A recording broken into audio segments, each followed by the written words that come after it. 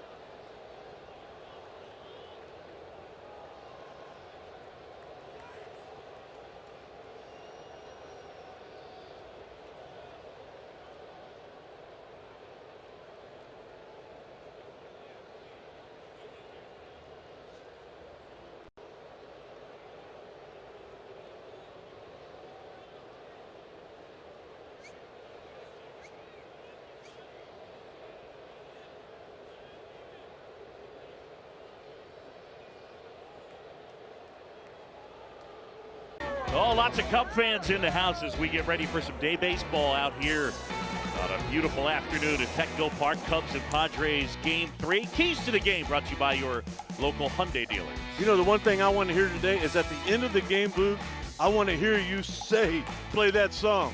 How are we going to do that? Well, you know, we said this before. We go as Nico goes. He's been outstanding and a happy flight. How nice would that be? Headed back to Chicago after another series win. Matthew Boyd and Nick Pivetta as the Cubs look to finish the road trip and go 4-2 out west. We'll have lineups and first pitch from San Diego coming up.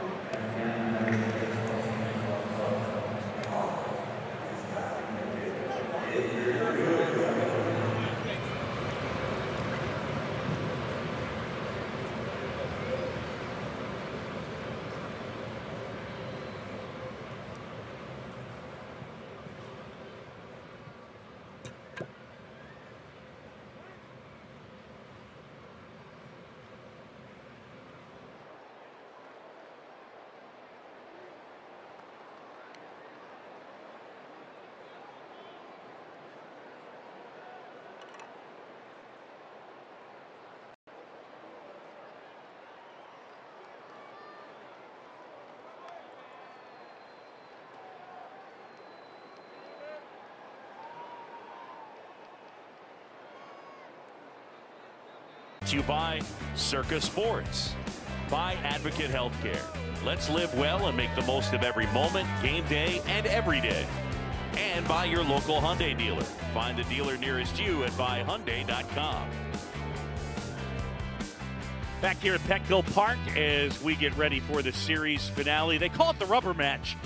Cubs and the Padres. It'll be Matthew Boyd and Nick Pivetta. Time to go downstairs to Taylor McGregor. Yeah, Nick Pivetta will be facing Pete Crow Armstrong. About a week ago, Craig Counsell had a conversation with his center fielder and said, you are a better hitter than you were at this point last season. But at the time, the results were not as clear of an indication that he had improved as a hitter as some of the underlying numbers. So I want to point to this. Look at the whiff rate, the chase rate, and then the in-zone contact rate.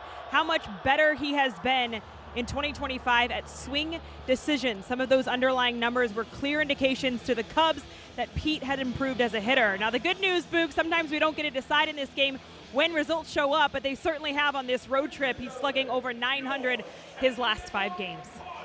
Yeah, he's got 3 doubles, a triple, and 2 homers. Been a good road trip for Pete Crow Armstrong as the Padres take the field. And let's take a look at the Cubs lineup brought to you by Benny's Beverage Depot. If you can't find it at Benny's, it's probably not worth drinking. Hap Tucker and Seiya Suzuki, the top 3. Good to have Seiya back in the lineup. Bush, Swanson, and Horner. And then the aforementioned Pete Crow Armstrong, Carson Kelly is back in there. And John Birdie gets the start at third base. And that group will go up against Nick Pivetta. You know, Boog, I look at his numbers last year with Boston. He was 6-12. But an ERA of 4.14. I mean, that doesn't equate to 6-12. He has been outstanding with the Padres. His 2 starts at home, he's been a big, big part of the reason they're the best team in baseball. Nick Pivetta, a guy who likes that 4-seam fastball, and it's got some jump to it. So the kid from Victoria, British Columbia, originally drafted in 2013 by the Nationals, 4th-round pick. Signed an interesting contract with the Padres, 4 years, $55 million. But this year, he's making $1 million. He got a $3 million signing bonus. Next year, it balloons up to $19 million. He was signed late. I mean, technically, as he was able to come aboard February 17th for the Padres. So we get ready for baseball here as Ian Happ will make his way to the plate. And a Cubs offense that is leading the majors in runs per game. Boog, I was telling people earlier today that, in my opinion, Ian Happ hitting 209 right now is good news. I mean, it was kind of like it was last year. And look at where the numbers ended up. Career highs in runs and RBIs. He's going to get hot at some point soon. Well, the one thing that Ian Happ has shown is, as you like to talk about, availability and consistency. The last 3 years, Yes, basically yes. an OPS right around 800. About 3.5 wins as it relates to WAR. And you know about the defense in left field. Here we go from San Diego as Happ digs in left side. They play pull on the infield to pitch. Swing and a fly ball out towards right center. Tatis is there. One pitch and one out.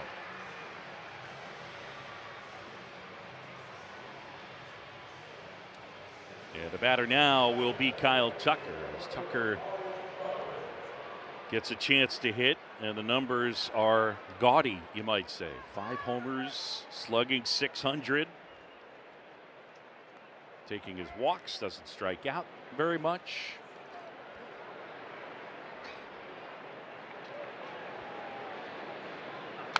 And first pitch swinging. Those numbers you mentioned, Boog, the Cubs haven't seen those in a long time. That slugging percentage, that OPS. I mean, really from top to bottom, the slugging percentage, the slug is back in Chicago. 0-1 down. And that is outside. Speaking of numbers, he wears number 30. Craig Counsell was nice enough to hand that over. So far, there has been no exchange of goods. Craig Counsell would like a playoff appearance. But that number 30 he wears, there's a reason for it. It's an ode to Ken Griffey Jr. And that's got to make you feel a little bit old, because for certain people, they would wear 24 for Ken Griffey Jr. from his Seattle days. But remember, when he went to Cincinnati, he wore 30 for his dad. So I'd forgotten that. Yeah. Okay. So here's Tucker back in with a count 1-2. Softly on the ground to the right side. Iglesias takes it in and throws out Tucker. 2 up, 2 down. And here comes Seiya Suzuki. Nice to see Seiya back in there.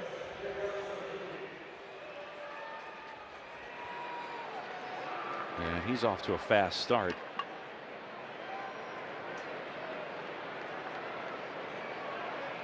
OPS up over 900 for Suzuki. And the first offering misses down and away. Seiya came out of the game the other night after a swing aggravated the wrist, but he originally hurt that right wrist sliding. And a swing and a miss. Breaking ball there.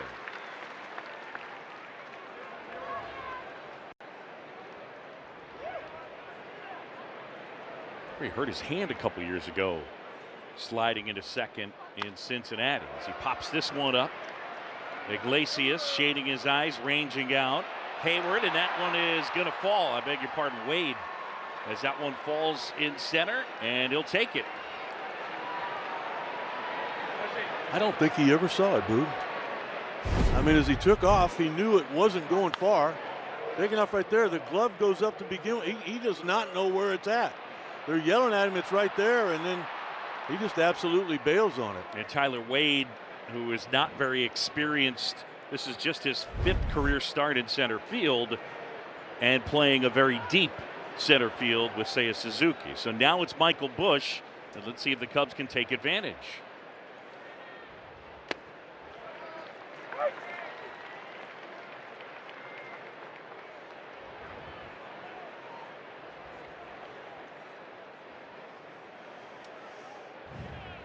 Busch has put up good numbers so far this year. And a fastball right through there for a strike. That's what he's done on the road since the start of 2024. 87 games 290, 371, 518.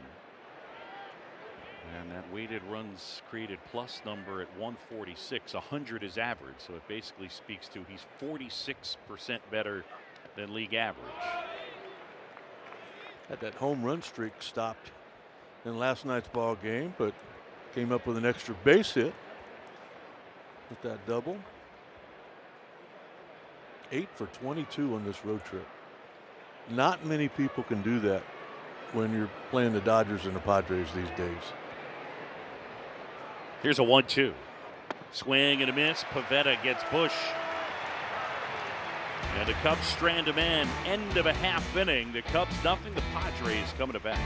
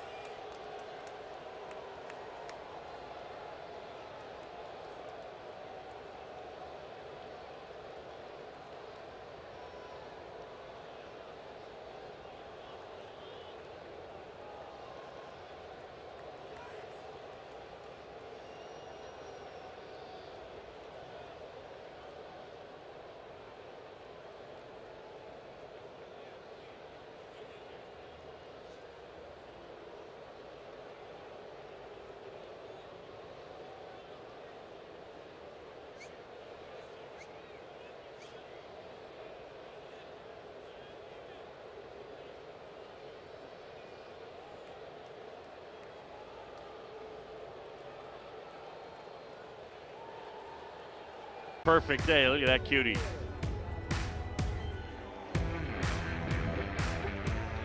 Go Cubs. Padres lineup. It is brought to you by Ford. Here's what Mike Schilt is trotting out there. Tatis, Arise, Machado, Bogarts, Gonzalez, Iglesias, Connor Joe started first.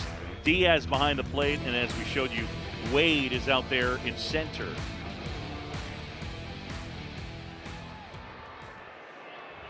Now it's Matthew Boyd making the start.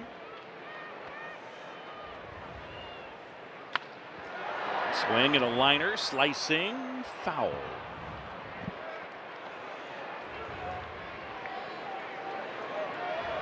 Matthew Boyd, it's been really good. Couple of quality starts, only 2 extra base hits allowed. And there's been a lot of soft contact. He had a lot of fun in spring training, experimenting with different things. Boog, you've talked many times about the new changeup, taking a lot of pressure off that elbow. He can do 3 or 4 things with that breaking ball. Next pitch, bounce towards third and birdie. And he makes the play. More of that soft contact, huh?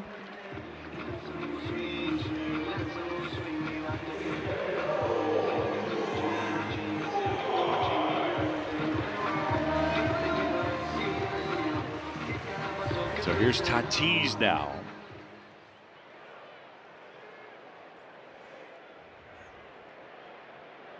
Tatis flied to left and the game last night. Precarious spot, or I should say, Arise flied to left to end the game last night, and Arise was aggressive. First pitch swinging, fly ball left field. Happ is waiting.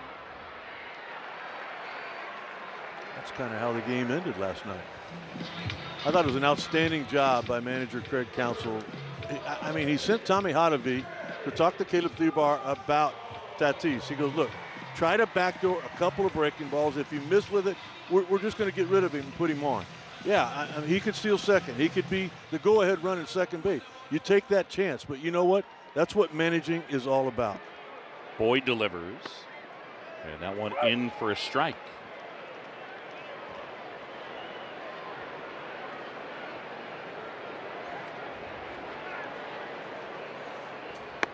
Machado hit the homer last night, that 9-pitch at bat that saw him foul off 6 pitches, 2 of them in the air that the Cubs dropped, and then he homered. This one popped up right field. Tucker is in, and Kyle makes the catch, and a nice easy inning for Matthew Boyd. Padres go 1-2-3, end of 1 at San Diego.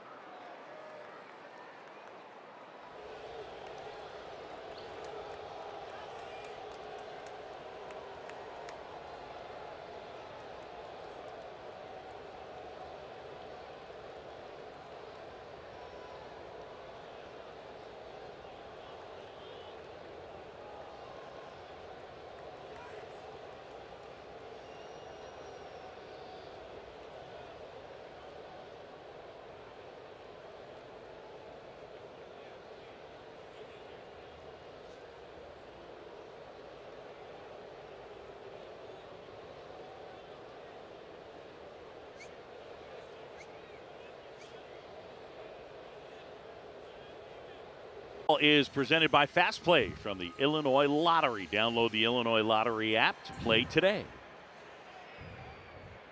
Playing some day baseball in San Diego. And a pretty afternoon. As Dansby Swanson climbs in.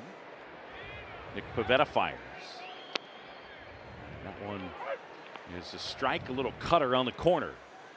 Dansby at 177, 4 homers. Certainly had some bad luck. He's been hitting the ball hard. Last night, however, 1 for 5 with 4 punch-outs. This one popped up. Connor Joe makes the catch. Yeah, one of those 4 home runs that you talked about, Boog, was at Wrigley off of the Padres starting pitcher. They say it all evens out, Boog. You think it does? Oh, it doesn't. Yeah. Absolutely. Sometimes. Absolutely. Not always.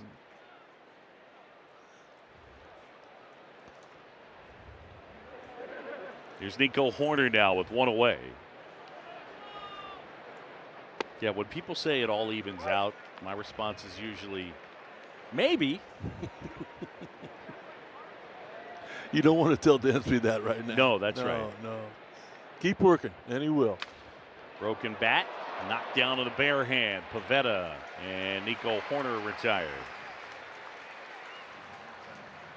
Boogie was talking about Pivetta's fastball and talking to the hitting coaches for the Cubs. I mean, it's the extension that he gets. This guy's 6'5". He's got a long stride. He comes from right up top. He's out there. He releases the ball to home plate, really as close as anybody in baseball. And it just gets on you in a hurry. It's almost like he's handing it to the catcher. Cole Armstrong tapping one foul.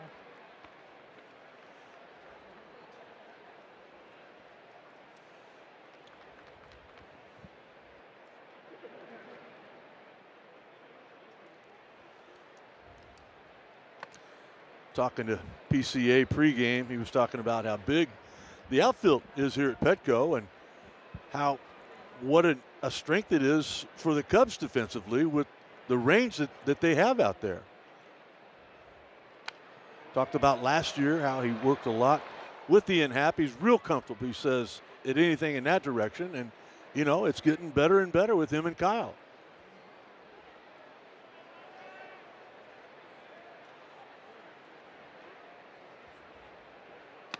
Swing and a miss, and Pivetta carves up Pete Crow Armstrong, and the Cubs go 1-2-3.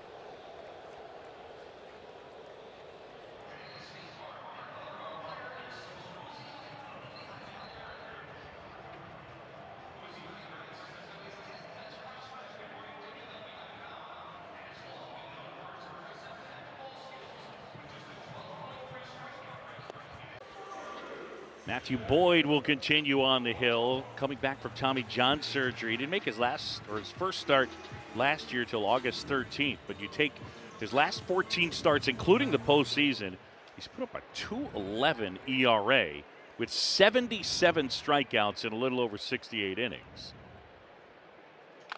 As Bogarts taps one down the third baseline, but foul. And one of the things that you look at with Matthew Boyd coming back from Tommy John surgery, look at the radar gun.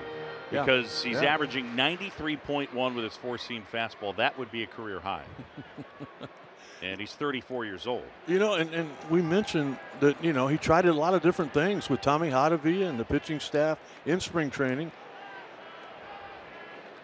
And literally the number one thing they told him was they thought he needed to get more athletic with that delivery. You need to use more of your lower half. Use those big, strong legs. Use that height advantage that you got. And I think that, along with his work during the offseason, is where that tick and velocity came from. There's 0-2. And that one is off the inside edge. Bogarts, then Gonzalez, and then Iglesias against Matthew Boyd. Here comes a 1-2. Downstairs, and Taylor. Just the velocity. I was talking to Tommy Hadavy about it today, and he said, I won't lie, it surprised a little bit of both of us. Sure, there was work that was put in, but the velo early on in this season that's popped up for Matthew has been a pleasant surprise. So it's nice for him to be able to concentrate on things outside of just his health, because for so long that's been the focus, Boog. And T-Mac, when he's throwing that fastball 93 and above, it pairs quite nicely with that elite level changeup that he showed right there. And that's a new changeup grip, a new angle, new type thing that he's doing. And I called on your off day Thursday. on your off day, I called Tommy Hadavy and I said, what are you doing the Thursday off day before LA? He was breathing hard. I go, what are you breathing hard? He goes, I'm playing catch with Matthew. Yeah, they were out in the parking lot. Oh, were they really? Is yeah, that what they were? They didn't go to the field. They went. He just wanted to get a little throwing in, so they went and threw in the parking lot. Downtown LA. Pitch in for a strike to Oscar Gonzalez, and now it's 0-2.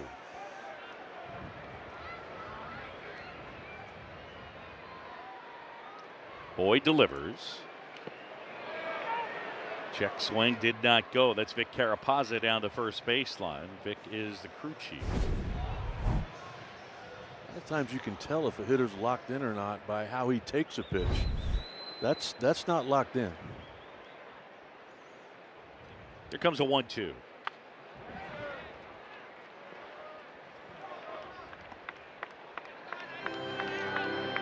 Jackson Merrill is out, got a hamstring problem. Gonzalez getting an opportunity to showcase his ability. Got him reaching that time as he pushes the changeup foul and out of play to the right. I guarantee you a lot of Padre fans here today on that bloop base hit by Suzuki, in the back of their mind they're going, Jackson makes that play, and maybe they're right. The other way and foul. Now there he is, finished second in the Rookie of the Year voting to Paul Skeens last year. Just signed a big contract extension. He is a dynamic player and has barely played center field. He's a shortstop by trade. They plugged him into the outfield. They like the bat. I'm going to go back to something you said about Ian Happ. The best ability being availability. I mean, he's just 21 years of age, and you just, what, a hamstring? I mean, it just, at that age, you got to be a little bit concerned. Gonzalez has fouled off 4 straight 2-strike pitches. Make it 5. Oh boy. Every Cub fan's thinking about Manny Machado right now. How hard is it to give up a home run and it's unearned? I don't know if I ever did that. The 1-2. And he gets Stop a piece it. of that one. Gonzalez signed in November by the Padres.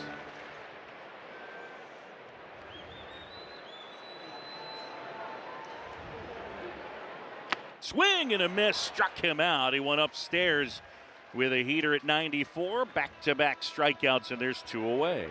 I'm going to take a little bit of credit for that strikeout, Boog, because I quit looking at my monitors and I looked at yours. Okay. Superstition in full effect. And I'm not really that guy, but I was there. You kind of are. Uncle. Well, You're kind of that guy. Am I? A little bit. Okay. You're Jose Iglesias now. Son, I'm going to take credit for that foul ball right there. Iglesias at 273. That's funny. That's funny. Thank you.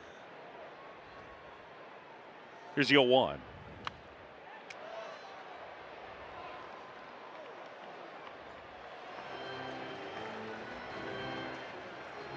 Wednesday day game. Look at the crowd.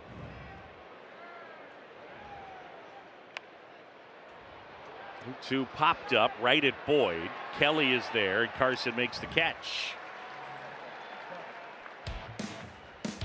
1, 2, 3, go the Padres.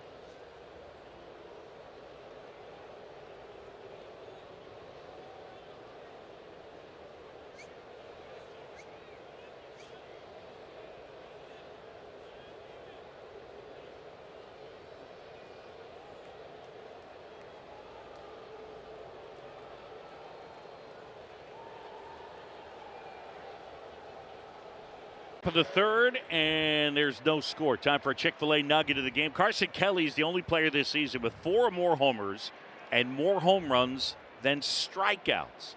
48 players have as many as 4 homers, and Carson Kelly is the only one that has more home runs than strikeouts. That's a nugget. Well, unlike Dansby, who hit his home run off of Nick Pivetta in the same game, Carson Kelly hit one of his home runs, big 3-run shot that kind of blew it open. And, you know, it was that Wrigley Field win early in the year blowing in that he turned around. And I'll never forget being in the outfield in spring training shagging. And it was one of those days, it was cold, and I mean the wind was galing in. Nobody was even getting the ball to the warning track. And I hadn't really seen Carson hit a whole lot, and all of a sudden 3 balls go out.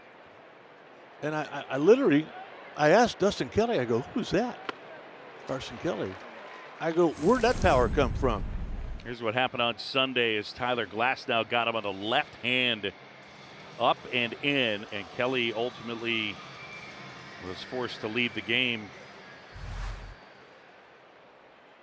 I chatted with him pregame. I said, how you feeling? Does it hurt? And he said, hell yeah, it hurts. The 2-2.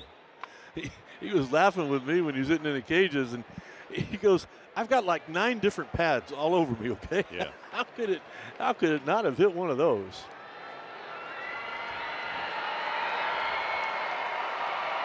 Two balls, 2 strikes to count. Here it comes. Swing and a ball flared out into left center field, and it'll fall for a hit. Keep on hitting, Carson Kelly.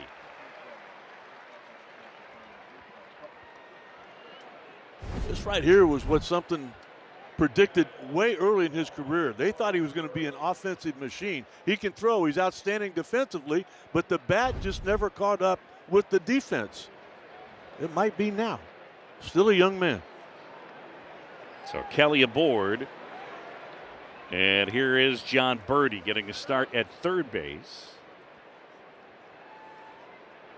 And Birdie a little bit late. Let's send it downstairs to T-Mac. One of the things we've seen with John Birdie that's showed up in the early parts of this season is speed on the base pass. 6 stolen bases through 9 games.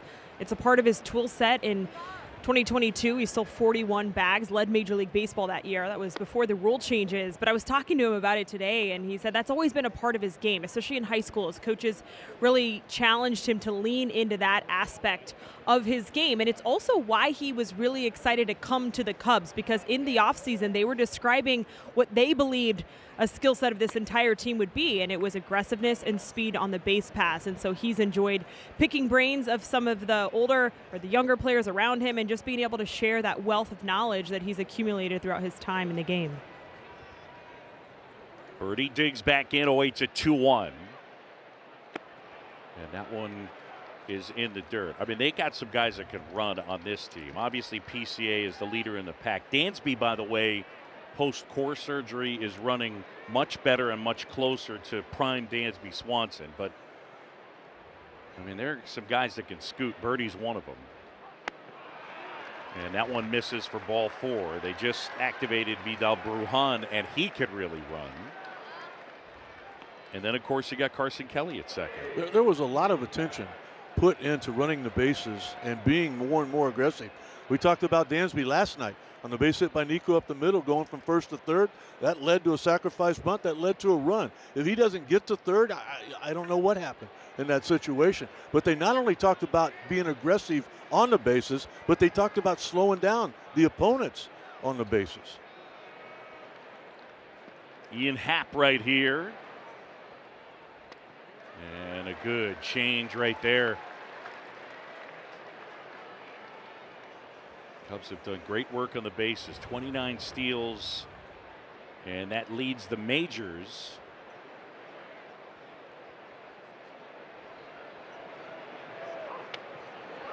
And the Cubs second in the big leagues, stealing it at a 90% clip, 91%. They've stolen 29 of 32.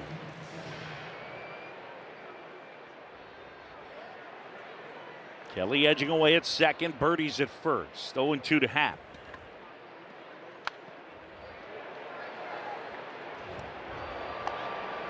For Ian so far this year, as you see him spoil that four-seamer at 96. In the early going, he's had trouble with 2 and 4-seam fastballs. He's hitting just 212 against them. Last year he hit 300 against 2s and 4s. Talked to him pregame, and I mean, he's had to make adjustments. You remember the guy that first debuted, and he had so much trouble with the carry 4-seam fastball. And he was saying, you know, you're facing guys like Corey Knebel and Trevor Rosenthal, and he had to make some adjustments with his swing. His original left-handed swing was a bit loopier. 1-2. On the ground, through the right side hole. That's a base hit. Here's Kelly. They're going to stop him at third. And Tatis' throw is cut off by Connor Joe. Ian Happ with a single. And they're all loaded up for Kyle Tucker. A lot of the reason that Craig Counsell went with Ian Happ in that leadoff position was his on-base percentage. There were 3 consecutive years where he led the team in that category. Battled in that at bat, down early, 0-2. Got to put the ball in play, found a hole. And with anybody other than a catcher at second base, you probably got an RBI in the early lead. How dare you besmirch the running ability of Carson Kelly? I love the guy. I know. He had a cycle. He's fast. Did you say before the triple that he was just shy? I did. I said he was a triple shy of the cycle. You never say that. I know. I did. I said it at the time.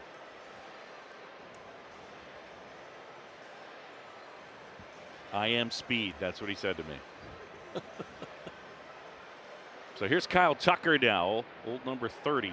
Oh, you couldn't ask for a better situation for the Chicago Cubs than this right here. That's not a fun walk to the mound by Ruben Niebla. That's not fun. What do you say? This guy's OPS is over 1,000. His on-base percentage is over 400.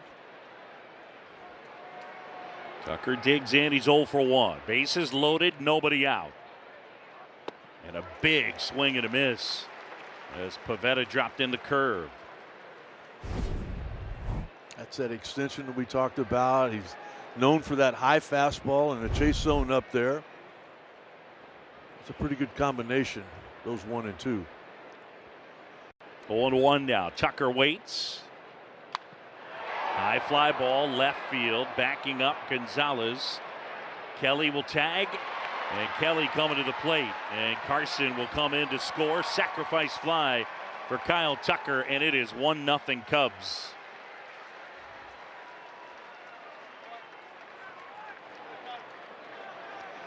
Love everything about that play. Keep the ball off the ground. You don't want to hit into a double play in that situation. Keep the line of moving. And I just love not only the aggressive base running, but the intelligent base running. Look at what John Birdie's doing right here. All he's waiting on is for this throw to get over the cutoff man. If it gets over the cutoff man, he's going to get to third base, and you're going to get somebody to second. You know, if you get out there halfway and you're just kind of in no man's land, you're not going anywhere. The base running has been outstanding up to this point. 2 on, 1 out. Seiya Suzuki 1 for 1 with a bloop single. Cubs with the early lead. Seiya hits it on the ground. Machado up with it to second for 1. Return to first. 2. And a double play. It was close at first. Cubs, though, get on the board on the sac fly by Kyle Tucker. We're midway in the third. It's 1-0.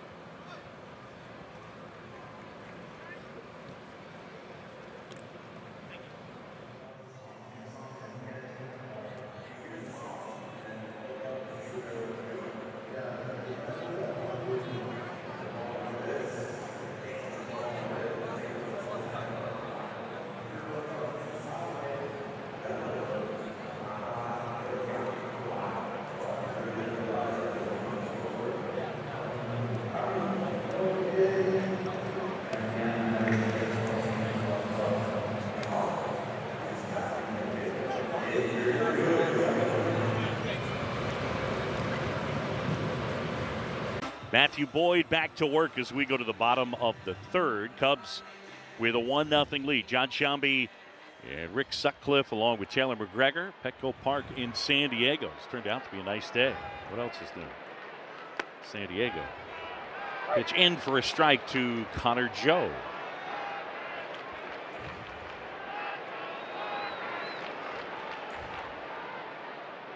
The 0-1.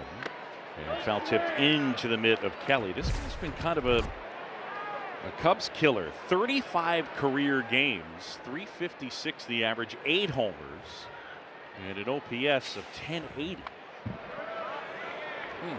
Colorado, Pittsburgh. Just always hit the Cubs well. Did you have a team like that where you just see the laundry and you were like, I'm getting you. It doesn't matter who's in the laundry. Yeah, of course. You mean as far as owning a team? Yeah. Yeah, the Royals never beat me. I mean, my grandpa was in the stands. My girlfriend, my wife was in the stands. You're not going to lose that game. You can't let George Brett get a hit. No, you can't. Connor Joe down on strikes. Matthew Boyd not interested in hearing about the Cubs killer stuff. We saw that same thing last night when Connor Joe pinch hit in the 10th inning. All that success you talked about. Mike Schilt hoping that it would come to fruition, but it did not. Caleb Thielbar with the punch out. Here's Elias Diaz now.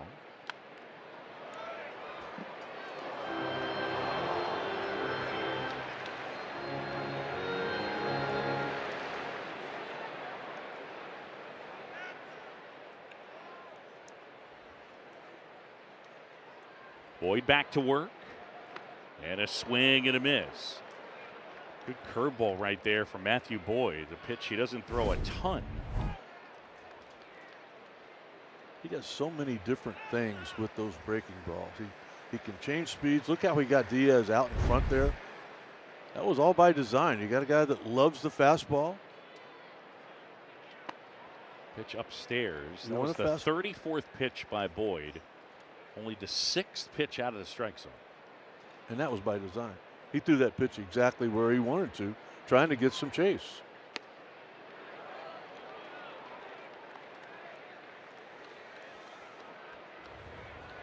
Back to that changeup. I'm in. You called it last night a couple of times. 2-2. And that one missed outside. That was the curveball. Martin Maldonado and Elias Diaz, their catching combo. They have a really good catching prospect named Ethan Salas at Double-A.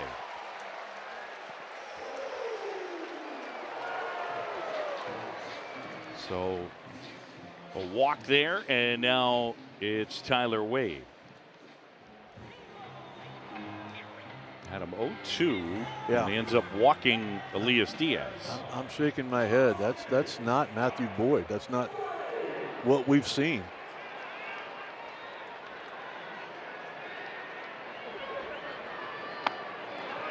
And the pitch upstairs, ball 1 to Wade.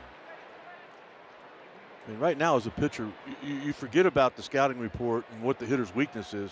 If you're Matthew Boyd right now, what can you throw for a strike? Here's a 1-0. Right now, he's having trouble throwing everything for a strike. It's been kind of odd. I don't know why he'll drop down once in a while to get a left-handed hitter out, but I don't know why he did that there. Just throw a fastball for a strike. Get a ground ball. And that's a base hit out into right field. Diaz not stopping, making his way to third, and they're at the corners. So 2 aboard in front of the dangerous Fernando Tatis Jr. And you think about ways to stay out of trouble. And you get a catcher behind in the count, a guy that doesn't ever hit for a high average. You don't want to give him that first 90 feet. Something like that happens. The next guy coming up, that ball wasn't hit real hard. I mean, you got to hit far enough and high enough in the air to get it to the outfield. And now you got your hands full.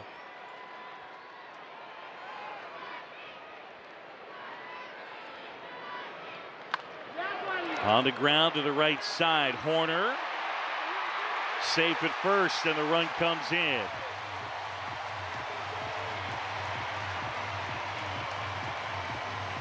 Padres have tied it up on the infield single. There aren't many people more talented than Fernando Tatis Jr. You're going to see one of those talents right here.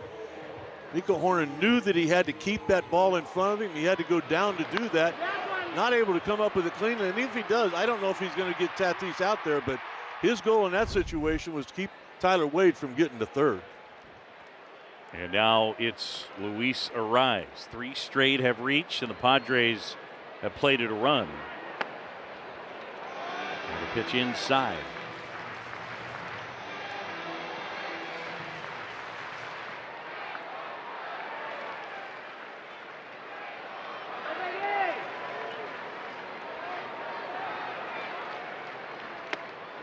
And that's a strike. Luis Ariz fly to left his first time. He's the designated hitter today as Connor Joe plays first base.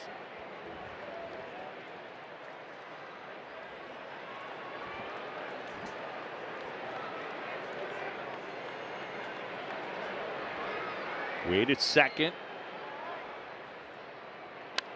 And that one in the air, center field. Pete Crow Armstrong is there.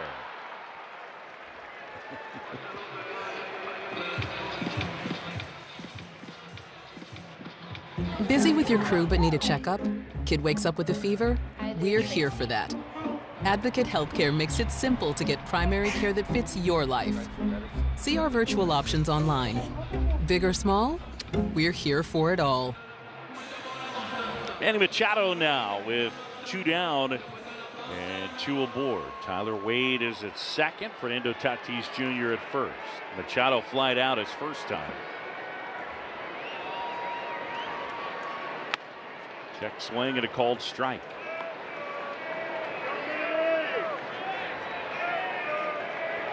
Manny, now 32 years old, made his debut as a 20-year-old back in 2012. The 0-1. Ooh.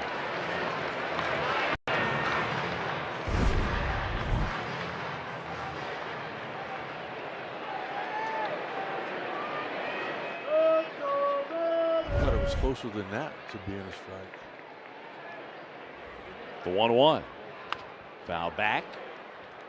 And again, a good four-seamer at 94 from Matthew Boyd.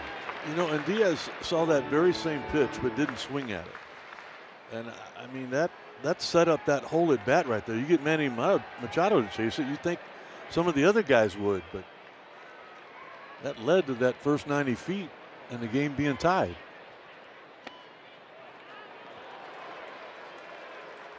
Two balls, 2 strikes on Machado. 6-time All-Star. He's won a couple of Gold Gloves.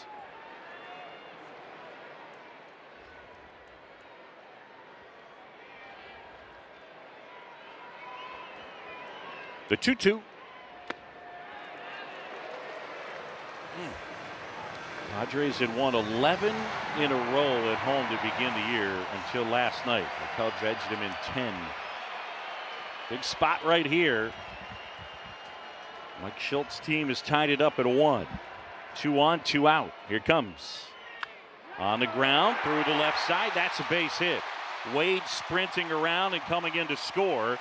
And the Padres have the lead.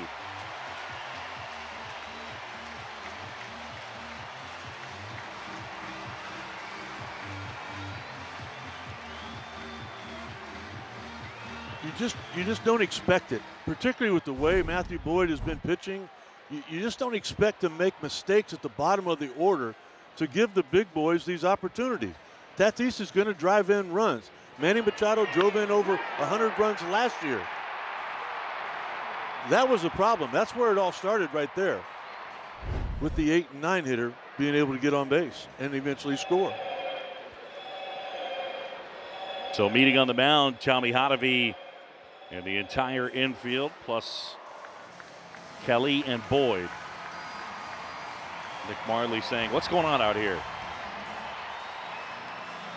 Matthew Boyd We got the first 7 to start this game, including 3 via the strikeout. He was ahead of Elias Diaz 0-2, and then he walked him. Then gave up a single to Tyler Wade, an infield hit to Tatis, and now with 2 outs, Manny Machado, an RBI single, and San Diego has the lead. Here's Bogaerts now.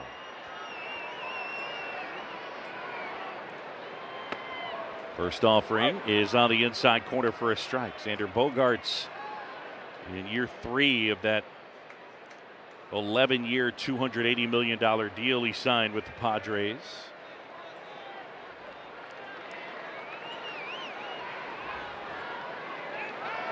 Pick off, got him at first. Well done. Hang the leg in the air, the old Jimmy Key style. Mike Schilt. Are they going to look at it? No, they won't. And Boyd picks off Machado, and it stays a 1-run game.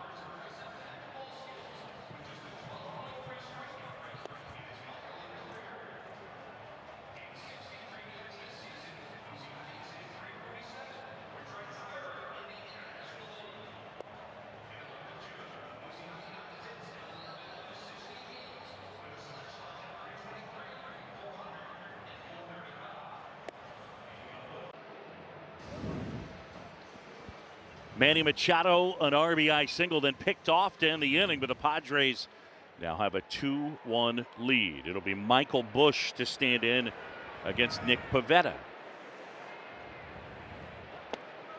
And a pitch down and in, ball 1 to Busch. Busch, then Swanson, and then Horner. And Michael struck out swinging his first time.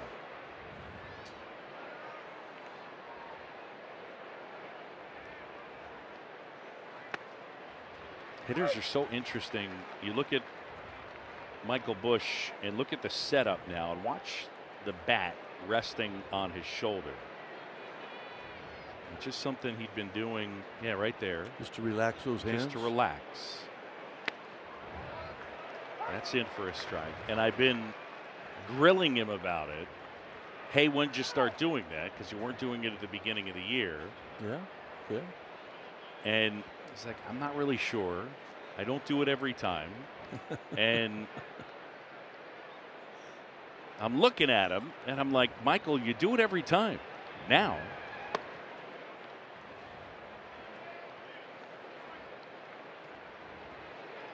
But he said it's just a way to just, like you said, just get a little more rhythm and a little more relaxed. But it just tap that left shoulder. And a liner caught at second by Iglesias.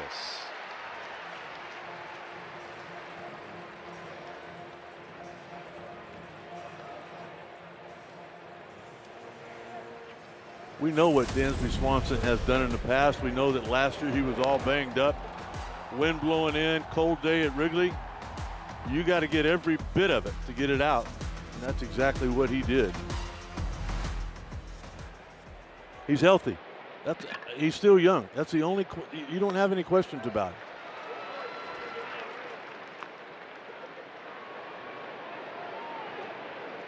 Yeah, last year got off to Yoan is downstairs. Last year got off to the tough start and then turned it on. The year prior, he was really good for the first 4 months and then kind of faded down the stretch. Swing and a foul tip at the plate. I mean, both him and Nico were not even close to 100%. And it was amazing they were both able to play as many games as they did. The numbers are going to be down because of that.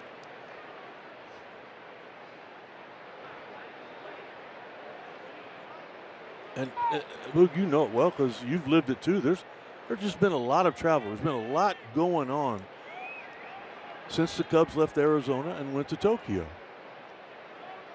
I mean, he's out there playing every day. He's playing a tough position. That off day tomorrow, getting back home. Fouls that one off. 1-2 on Dansby. One out, bases empty. We're in the top of the fourth. Padres 2, Cubs 1. Cubs bounced back last night after that home run by Machado in the bottom of the fifth inning. It was Dansby with that opposite field base hit. Some great base running. Tied the game up.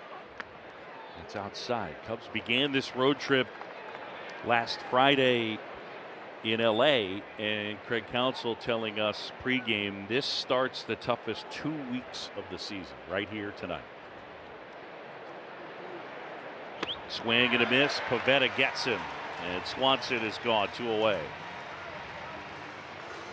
Hey, look, the big right-hander is locked in right now. That 12-6 curveball.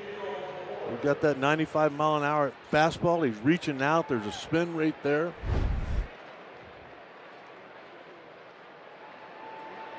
And now it's Nico Horner.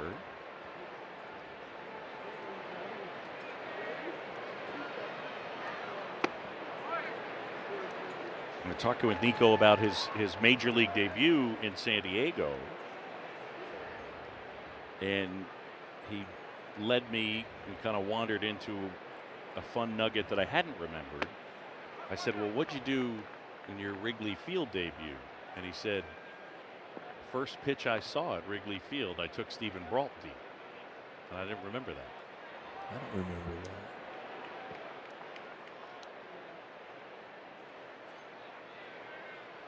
Here's the pitch. Fly ball right field. Tatis in, shading his eyes. And Horner is out, and the Cubs go 1-2-3.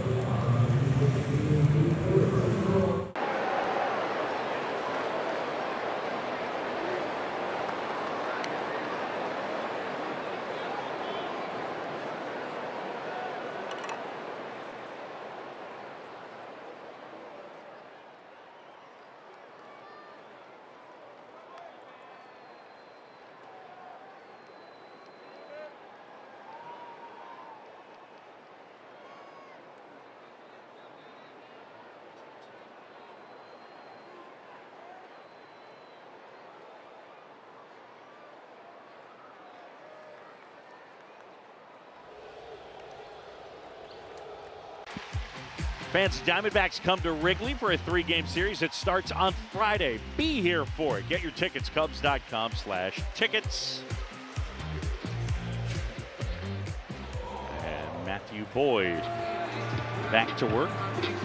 Boog, you heard the same thing that I did in the clubhouse this morning from pretty much everybody on how the conversation in spring training was you got to find different ways to win. You can't just go out there and hit home runs. You can't just consistently throw shutout. You got to do a lot of the little things. And, I mean, they put it together last night, didn't they? I like home runs, though. You like slug. You've always been that guy. I like homers. But I just like the base running. I like the defense other than the one at bat. And I loved the bullpen. Corner out, and he makes the catch. Nico with a rangy play and a pop-up. And Bogarts is out, 1 down. Well, this is a versatile position playing lineup, and I think they will slug. They've obviously scored. You mentioned the ability to run the bases, and that's not just talking about stolen bases. And then, you know, again, they walk. They don't strike out a ton. It's a recipe for a pretty good offense. Here's Gonzalez now.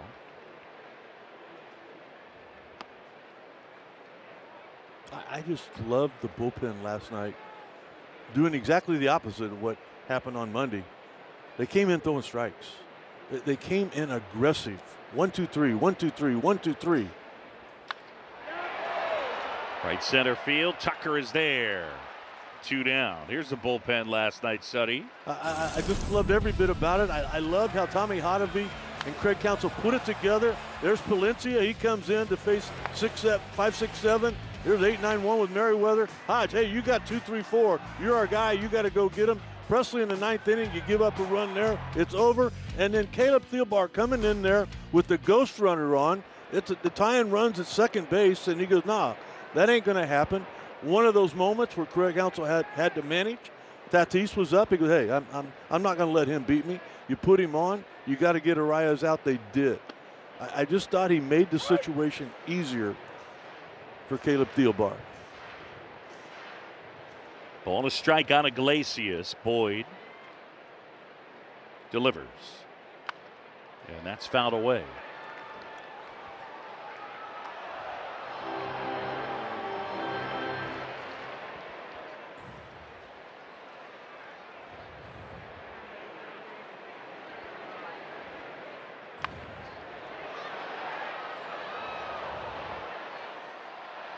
These are the type of hitters right here, Boog, that used to just, I don't want to use the word hate, but quit it. Just put the ball in play somewhere. You're not going to hit it hard. On the ground, a short birdie up with it. On the run. Nice stretch by Michael Busch. And 1, 2, 3 go the Padres.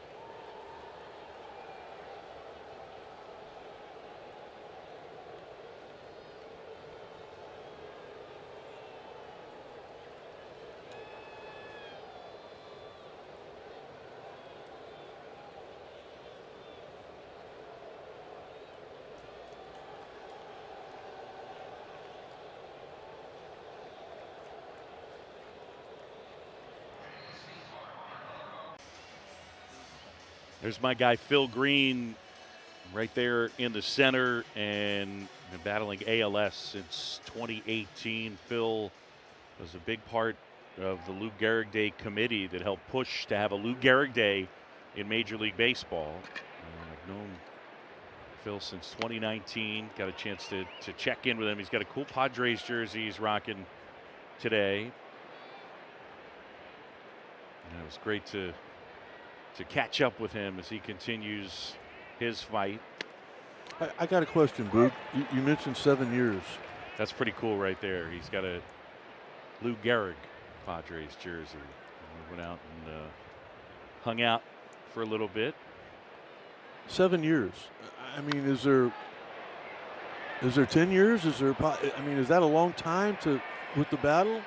Machado not able to make the play and a foul ground, and Gonzalez, and a Cubs fan, letting him have it. Talk to me. Your typical ALS diagnosis, the expected time is 2.5 to 5 years. So Phil has battled through longer than most. He looks great. And yeah, but he had a lot to do with Lou Gehrig Day happening in Major League Baseball, and just wanted to shout him out. Lou Gehrig Day, June 2nd every year. The Cubs are off on June 2nd, and I'm grateful to the Cubs organization and to Marquee Sports Network for all the support. But the Cubs will have a Lou Gehrig Day. It'll be on June 15th at Wrigley.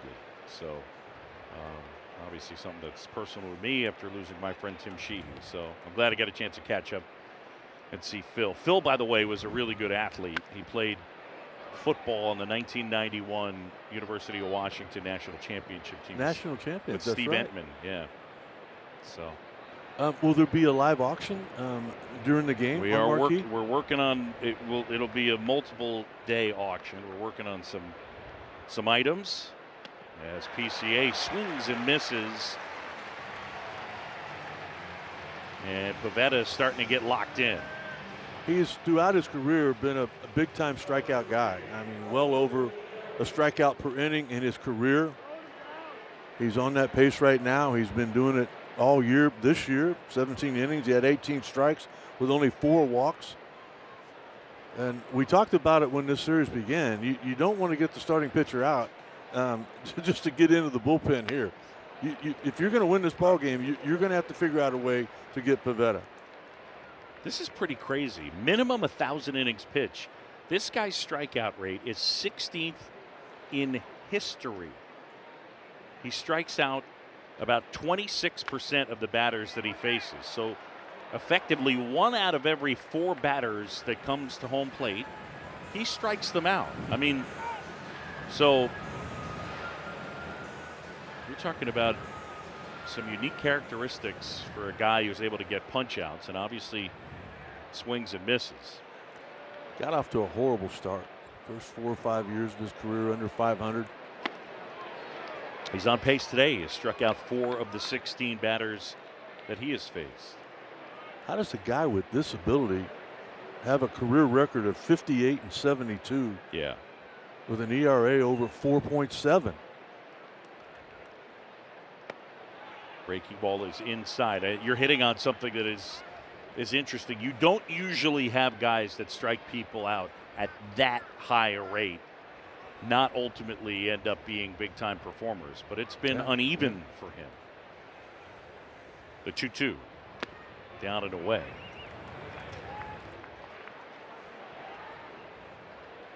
I'm looking up Rick Sutcliffe's career strikeout rate.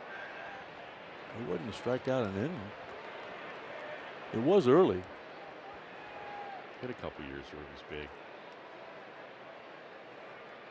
Next pitch is in there, and Kelly a little frustrated and says something to Nick Marley.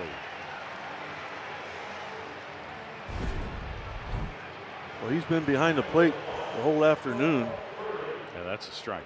I think he's just frustrated more so at the take than he is the umpire. I mean, that's not easy to do. 3-2 count. paint the outside corner at the knees. He's a handful right now. John Birdie takes outside. Birdie walked his first time. Taylor was talking earlier about this guy and the speed. He also offers positional or defensive versatility. You can play second, short, third. Could even throw him out there and left if you need to. And he made his major league debut at first base in the playoffs last year for the Yankees. Matt Shaw down at Iowa, and so Birdie and Workman and probably Brujan will be getting opportunities at third. Well, Birdie did everything right during spring training. I mean, he was on base, he ran the bases, he hit with power. Cubs return a very similar team to last year, but the new guys that they have added, guys like Birdie and Kelly, have been an absolute delight. Just pros. Matthew Boyd. The 1-2, yep. But for me, the one thing they added that stands out more. The Kyle Tucker guy? A superstar. Yeah. I mean, a track record at 28 years of age, 30 homers, 100 RBIs, 100 runs. Yeah, that guy. In there, Birdie is gone, and Pivetta strikes out the side. We're midway in the fifth, and the Padres lead it 2-1.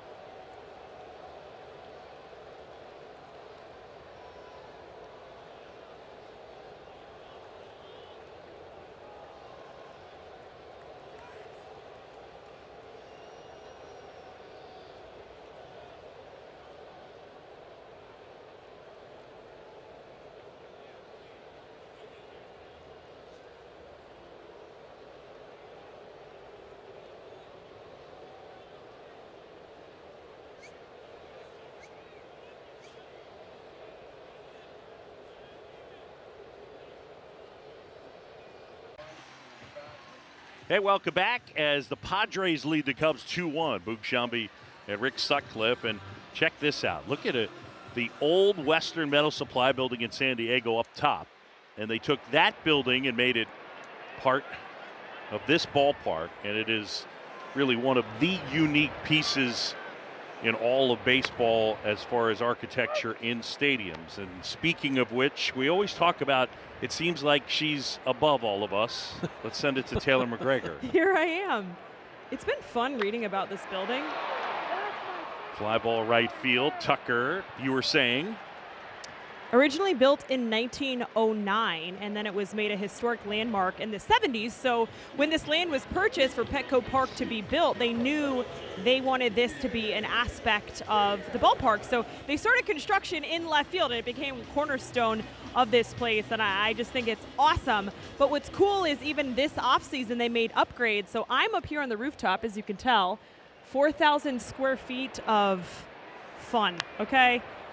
Not a lot of people up here right now on the day game, but cornhole behind me, some awesome bars on the rooftop, and then in the 5th floor beneath me. So state-of-the-art facilities up here. It's cool. And it reminds me a little bit of the Green Monster, the view from left field. Yeah. Yeah, I mean, look at that. Wow. Be careful up there, Mac. Popped up. And drifting out is Bush. You know, Boog, what it kind of reminds me of, I think of as I hear Taylor describing it, is Baltimore. And what's out there in right field at Camden Yards. Yeah, to be in a warehouse. And as you all well know, the same guy built both ballparks. Larry Lucchino was involved. He put Baltimore together, and when he left the Orioles, he came out here and designed this. There she is, posing for her J. Crew catalog. I like the way you started it pregame with what you were going to say. Like, Taylor, don't. Just stay. Come on, you got to go there. You know, in between breaks, or during break, I should say, Boog was dancing. Boog, could you see me imitating your dance moves? Yes, I could. Because I have a great view of the booth, which I usually don't have this direct view into your guys' booth, so watch out. I'm watching you. You are watching. Watching, judging. Corner, charges. Oh! It's safe at first. I'll tell you what, he'd have gotten just about anybody but Tyler Wade. And let's see if Boyd is okay.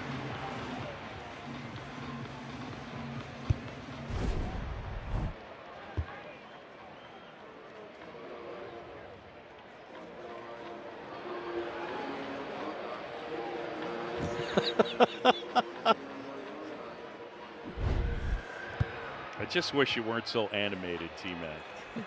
I mean, hamming it up. Hamming it up.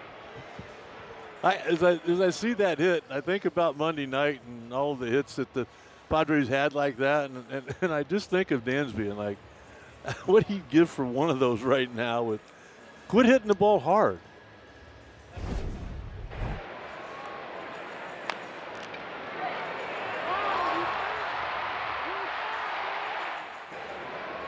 Oh.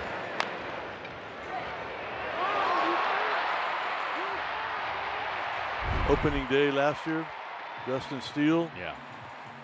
Same kind of thing. Hopefully nowhere near that kind of result. There's Fernando Tatis Jr. 2 outs, man at first, 2-1 San Diego, bottom of the 5th.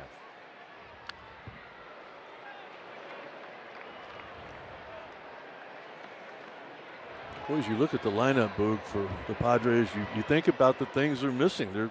There's just no link to the lineup, particularly after Bogart's in that 4th spot.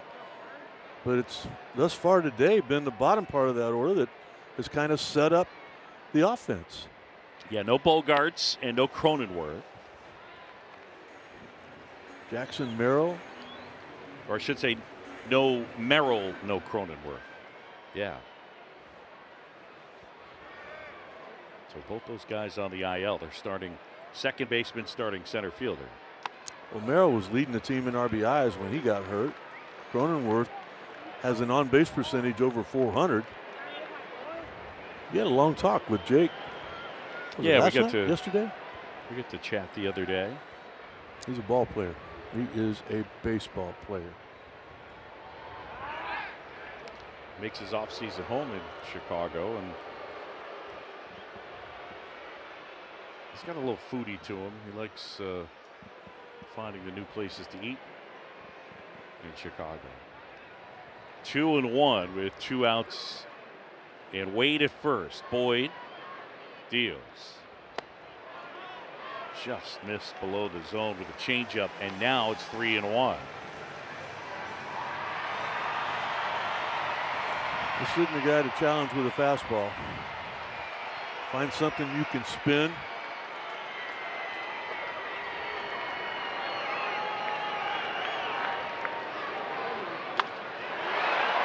Couple of hops, and Horner not able to collect it in time. It was hit hard, and safe at second is Wade.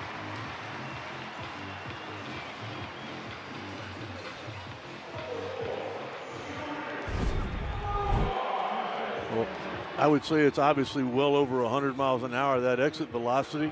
It's an in-between hop that there was really no way that Nico could have charged it. He couldn't get back any further because of the speed on the bases, and I would imagine he's going to be charged with an error.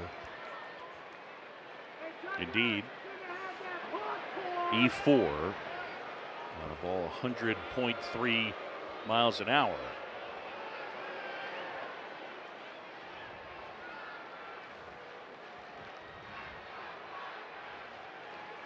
Here's a rise now. And Boyd goes inside, and a rise pulls it foul.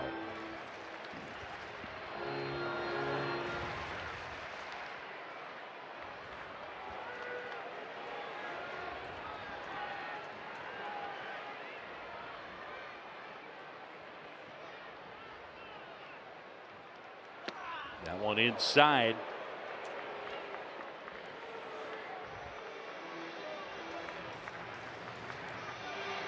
These are the spots that really worry a manager the most. Matthew Boyd's done nothing wrong. Infield hit, soft contact, ground ball at a Gold Glove Award winner. That one up the middle. Swanson diving. Throw to first. Safe at first. And imagine that'll be an infield hit. Dansby just kind of yanked the throw. I think it's outstanding defense all the way around here. Yeah, the throw could have been a little bit better. You know what Dansby expected, but look how he was moving towards the shortstop position, had to go back up the middle, an all-out dive to knock it down. That saves the run from scoring. And then Michael Busch, instead of trying to stay on the bag and do everything right, he goes, whoa, whoa, whoa, I got to help my buddy get off the bag, secure that baseball, make sure that that run does not score. Tommy Hotovy back out to the mound.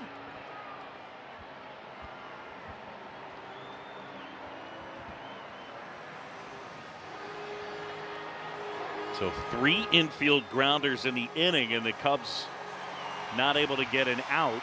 And now the bases are loaded. For the wrong guy. This guy, Manny Machado, has been an RBI machine his whole career. He's already knocked in one today. I'll be interested to see, Taylor did that hit last night about the decline in players 35 and older. Position player-wise, the 2 oldest teams in baseball, the Dodgers and the Padres. Okay. And you wonder a little bit. They're still doing it, though. As it relates to health, though. Do older teams, are they going to be able to stay healthy? We'll see. Well, Machado helped Matthew Boyd out of the last jam by getting picked off. Can he help him again? Swing and a miss. Slider down and in. Big breaking ball here. Looked like a strike for a long, long time, and then get out of here. Get down.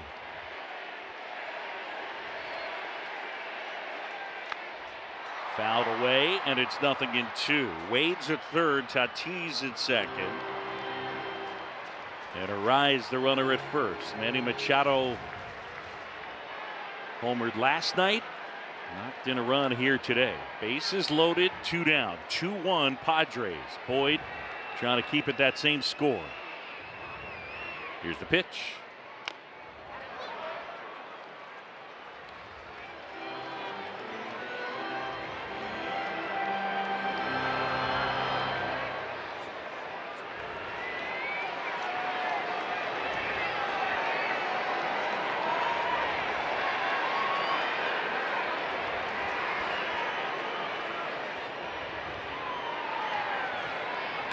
On the ground to the right side, and Boyd gets out of it. All right, T-Mac, take us to break. Come down. Why? I don't want to. No, don't make me.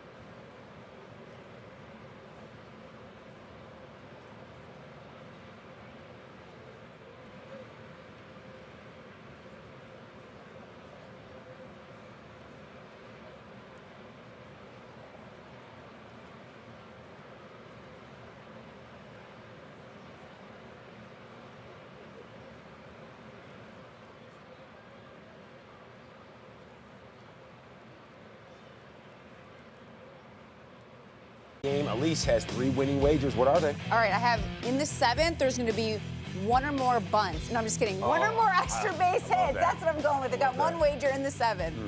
I know you got excited about that, but I'm just going with extra base hits. You have to play to win the game, and maybe a bunt will be called for. Boog, Sut, what do you say? I say let's hit a homer. Ian Happ, top of the order. Happ, Tucker, and Suzuki. As the Cubs trail it by a run. Nick Pivetta has been good here today, and he's in quite a groove. Sutton has set down 8 in a row. That bunt's wide open if Ian Happ were so to choose. So inclined. Yeah, I mean, he bunted hard down the third baseline or right at the third base position. It could be a double.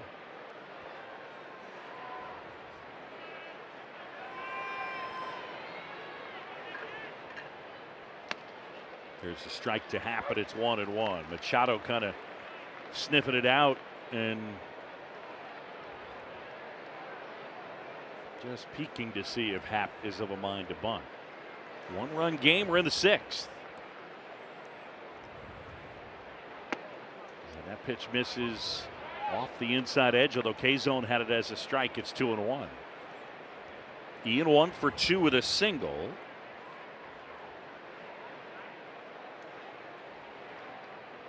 Here's a 2-1. Line drive, and that's a base hit out into right field. And Ian Happ turns that fastball around. Folks, check out the all-new Yeti Yard. Nestled in the batter's eye in center field, it features reserved outdoor group seating and a fully stocked private Yeti beverage cooler. With flexible seating for groups starting at 4, it's the perfect spot to catch a game. Learn more at Cubs.com/premier. And don't forget to visit the Yeti Chicago store in Wicker Park.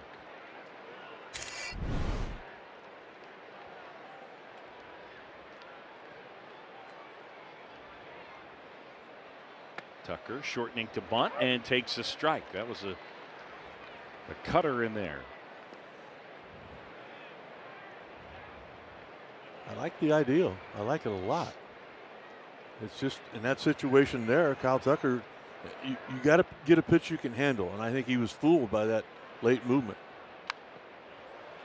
Pushed foul and out of play. Nice grab by a fan.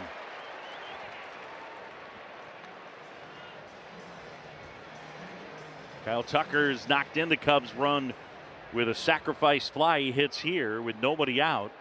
And Happ at first. 2-1 Padres. Pivetta. And that one in and out of the glove of Diaz.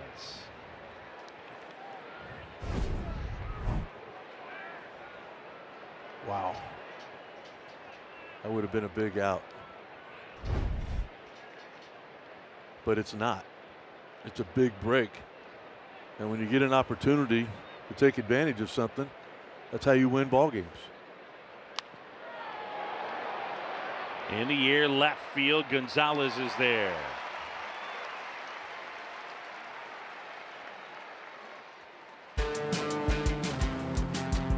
Nissan Rogue has been named a Consumer Guide Best Buy for 11 years in a row. Drive the award-winning Nissan Rogue today. Now get a low $290 per month lease on Rogue. Padres lead at 2-1. Here's Seiya Suzuki, 1-out man at first. And Pivetta about to throw pitch number 80. That's through there for a strike. Third time through the lineup, though. And we know historically that has been a problem for starting pitching. You get your bullpen up, you don't take a chance on that. One swing of the bat from Suzuki. That's outside.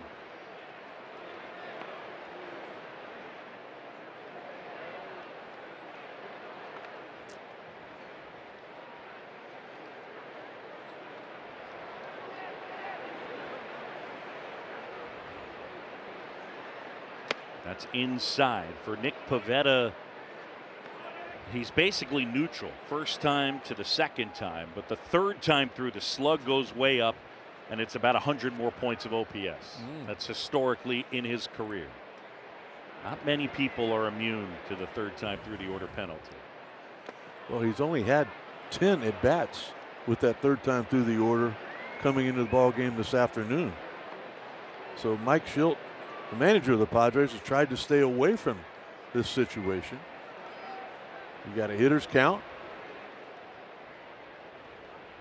Make him throw a strike. Don't chase that fastball up and out of the zone. Popped up. Bogart's drifting out. He gives way to Iglesias, who makes the catch. Mistaken for a moment on that. Seiya was going to get another base hit. That's exactly where the ball came down in his first at bat that was not caught. It's Michael Busch now. Busch 0 for 2, a strikeout, and he is lined out. Cubs trail at 2-1. They've been out hit 5-4, and the Cubs have made the game's only error. Nico Horner.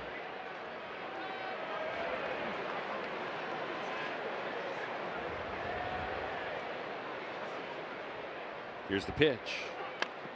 And a little roller foul up along first. 9 hits in this game, and they're all singles.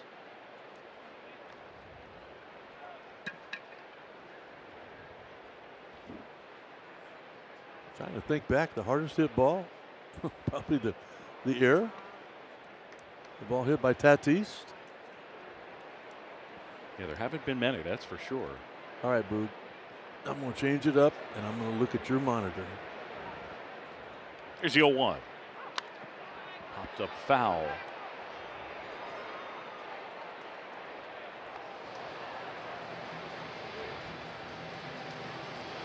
Some of the swings for the Cubs this afternoon on these fastballs kind of look like a day game after a night game. Been 4 or 5 pitches that have been turned around on this road trip that have not been yet today.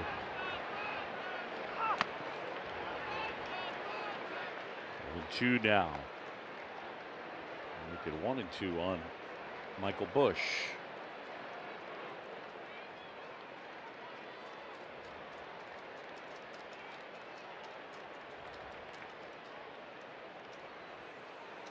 Here goes the runner, and that one is fouled off.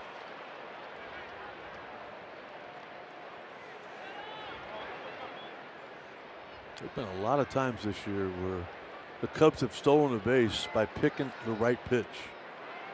And I don't know if sometimes it comes from Ryan Flaherty, the bench coach. He's so good at picking up maybe a catcher tipping that it might be something soft.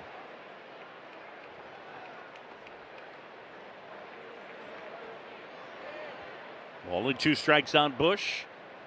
2 down, man at first. 2-1 San Diego. Pivetta saying no to the pitch com, now says yes.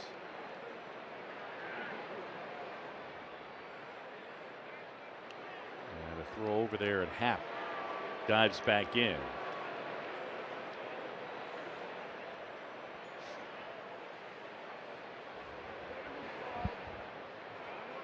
There have not been a lot of hard hit balls in this game. Only 4 balls total, 100 miles an hour or better. As Busch gets a piece of that one.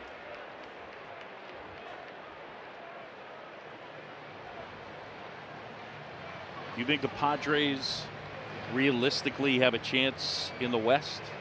To win it? Yeah. No. That quick enough? That was really quick. No. I'm with you. I think I saw where Clayton Kershaw had a good outing and getting close to coming back.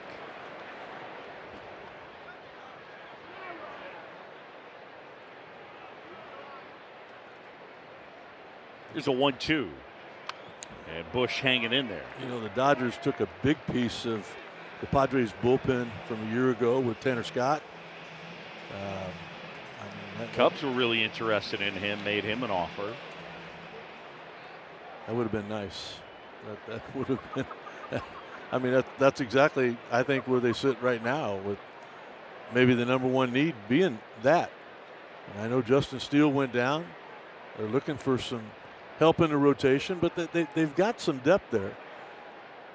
Assad with a good outing on yesterday. Cade Horton's throwing the ball well. Tap on the go, throw down to second, tag, out at second.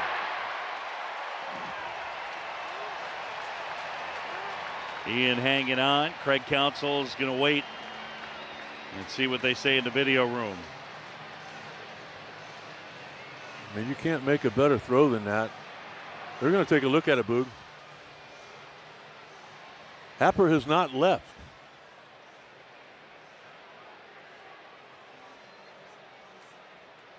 I mean, a base runner will tell you a lot of times. Vic Carapazza, the crew chief, letting us know they're taking a second look. A second opinion is always a good idea. Get yours at Northwestern Medicine as they go back to New York to see if Hap was indeed out or the call possibly will be overturned. Well, a base runner can tell where he's tagged. He can feel it. And he didn't have to begin with. I mean, look at the throw. Perfect right there. Yeah, he's out. So Hap is gone, and we'll go to the bottom of the sixth.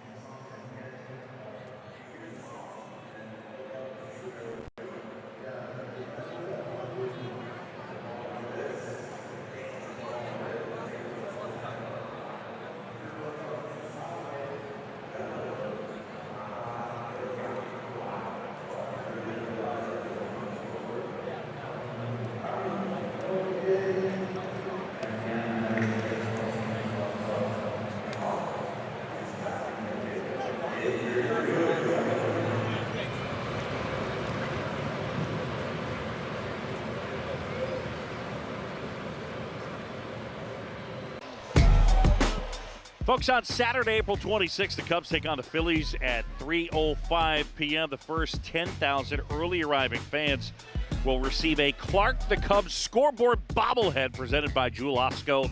Be here for it. Visit Cubs.com/tickets. Matthew Boyd delivers inside. This is your bobblehead. Well, let me see. Sorry. Oh, yeah. Yeah, right? Pretty good. It's Very different. good. The scoreboard. JD made a good point, though. With the size, I think this should be a bank and not a bobblehead. Where you put coins in it? Yeah, man. Things Just like that? Put coins in Clark's noggin. That's my thought. I mean, I got to admit, one of my favorite things that I've actually kept is when they did a bobblehead for me, of the first night game. And down at the bottom, there's a little switch you hit, and the lights come on. I think I gave you one, didn't I? No, you didn't. I'd love one. Do you have one? They're pretty cool. Do you have an extra one? Yeah, I'm sure. I think Robin has them somewhere. I don't know if the lights still work. you might have to charge it. But I don't think there's a player in baseball that doesn't just love the fact when they get their bobblehead. On the ground, softly hit and foul. You and JD have your bobblehead, right? We do. I will get you a bobblehead from the first night game for what you did for Ryder earlier today. What's it called? MLB The Show. Yeah, we gave him the 2025 MLB The Show. Did he light up or what? Yeah, he was excited. He was excited. But I didn't know the other part of it. Now I got to go buy him a machine. You right? got to go get him a PS5. That's right. Happy to do it. Happy to do it. Bogarts back in. 0 for 2. Off the inside edge. And ball 4.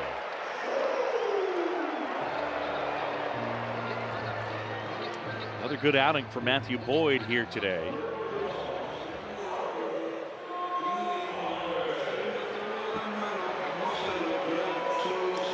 Looking at another quality start. He's able to put up a 0 here in the bottom of the 6th inning.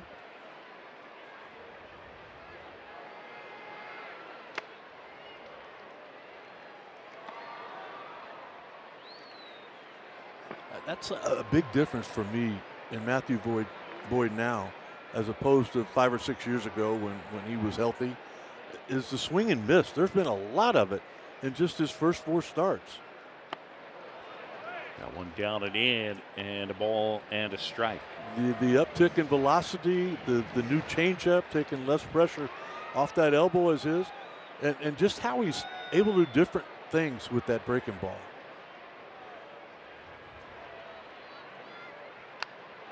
Fly ball, curling, foul.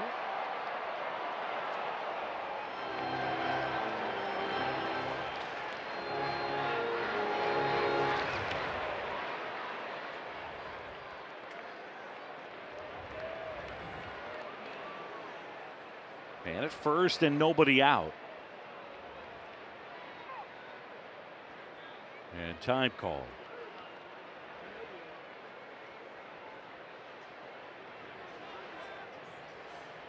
So Bogarts down there at first. The Cubs trying to keep this a 1-run game.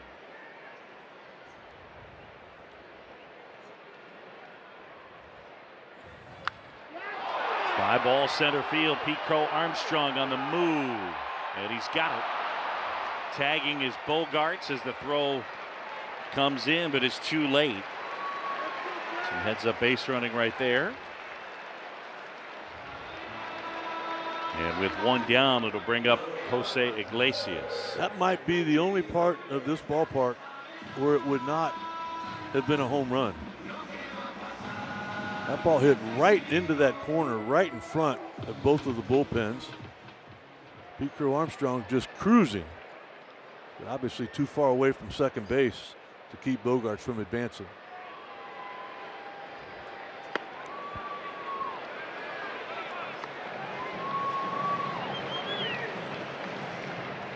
There is now activity in both of those bullpens. As I got to look at it with Pete Crow running down that fly ball. Daniel Palencia up in the pen. There he is. Would imagine that probably Merriweather would probably be the only guy down this afternoon. Everybody else was pretty good with their pitch counts.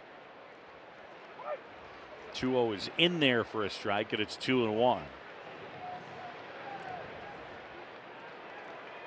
You know the situation as a pitcher is you let one more guy get on and your day is over with. So you want to throw strikes.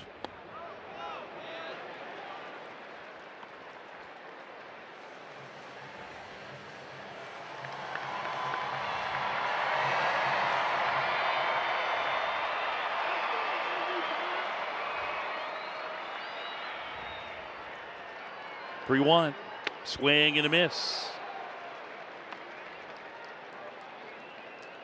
Takes a lot of confidence in that new changeup to do it in that situation where you might be out of the ball game. Catches that outside corner. Matthew Boyd didn't like the feel of that baseball. That's going to play umpire Nick Marley for another one. Does he come back with that changeup again? How does that baseball feel in his hand? Here it comes. Fastball on a bounce, knocked down by Bush. Now a throw to third. And everybody's safe.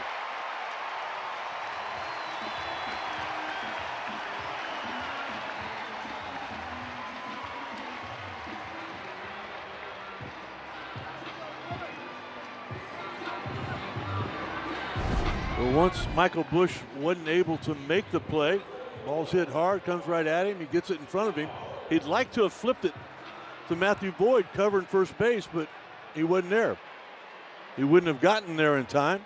Tried to make a quick throw to third, but to no avail. Padres have 6 hits today. 4 of them are infield hits. Pitching change. It's brought to you by Lakeside Bank. Lakeside Bank, it's about time.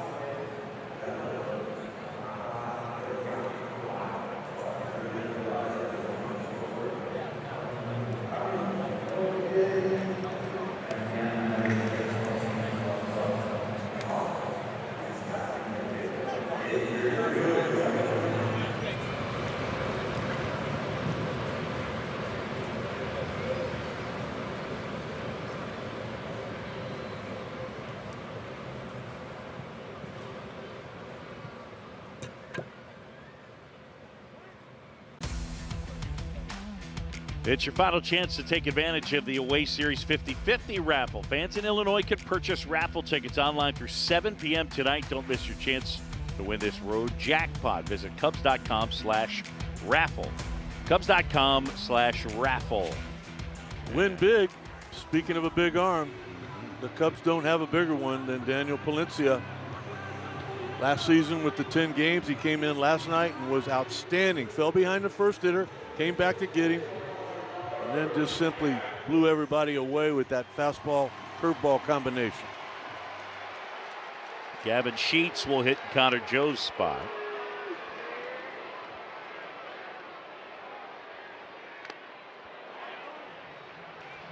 And that one in and out of the glove of Carson Kelly. Remember, that left hand was where he was hit, the base of the hand. I think it might have gotten him there.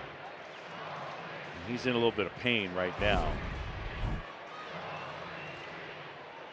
Yeah, got him right on the spot. That is one of the things that people don't think about with catchers. You are not invulnerable on your left hand, even though you're wearing a glove. Your hand can still get hurt inside the glove. And it happens to catchers all the time. More often than not, it's the thumb. Yeah. And you even see it in high school. You see catchers wearing that thumb guard just to keep it from happening.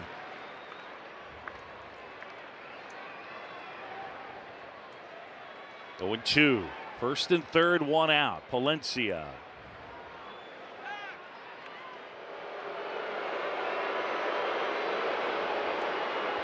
Command is the issue at times for this guy. I mean, as a big leaguer, limited duty, but 44 innings, he has struck out 26% of the guys he's faced. But he's also walked about 14% of them. The 0-2. Through there, bye-bye.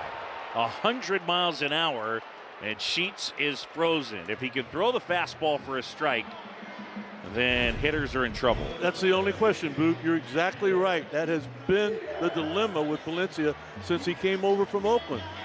He's always going to throw it 98 to 102 miles an hour, but where's it going to end up? I like what he's doing now. Last night he fell behind 2-0 on 2 fastball. He threw a breaking ball for a strike to lock himself back in. Here's a swing and a ground ball. Horner gobbles it up, tosses to Bush, and Diaz is out.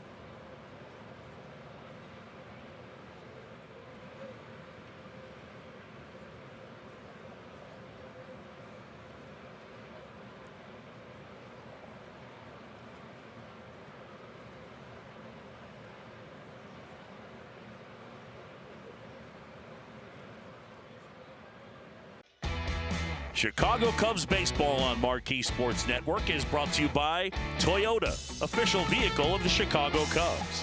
By Prevagen. Prevagen is the #1 pharmacist recommended memory support brand. And by Wintrust, Chicago's bank.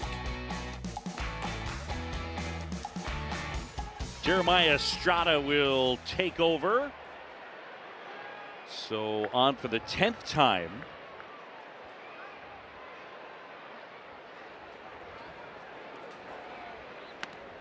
Yeah, the first offering is in for a strike. I'll tell you what, between Estrada and Adam, Estrada is pitching in this his 10th game. They've played 19. Oh, wow. He and Jason Adam are going to come out and pitch left-handed in the second half. See the Mariners, by the way, the Mariners have a legit prospect who is switch pitching. He is mainly pitching as a starter right-handed, but then he will pitch during the week out of the pen in a matchup spot left-handed. And he's in the big leagues? No. He's down, okay. down the minors. Prospect? Yep. Wow. Swing and a miss. And Bush is gone. Yeah, Estrada's, since he became a Padre, he came up with a split finger fastball. Everybody looks for that fastball from him. He throws hard, but he's got a lot of confidence in that splitter, and it's just it's a dynamic combination that he's got going right now. Jason Hayward into the game in left field, and Sheets stays in at first. Swanson swings and misses.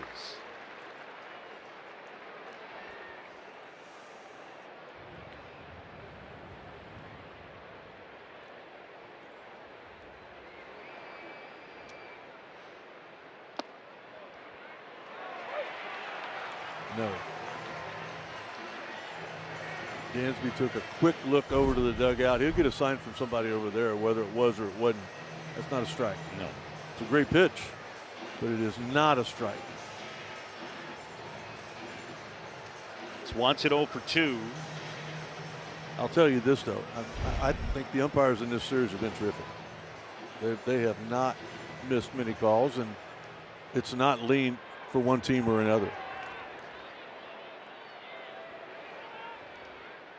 Pitch to Dansby.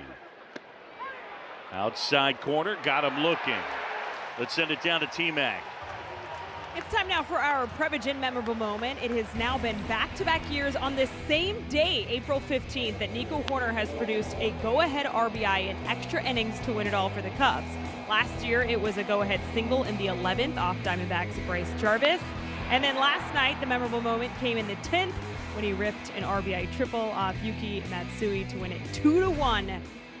A big-time RBI last night for Hoerner, guys.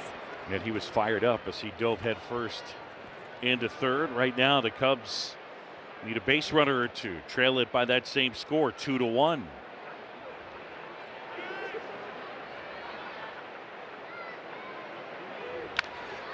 On the ground to third, backing up Machado. And 1, 2, 3 go the Cubs.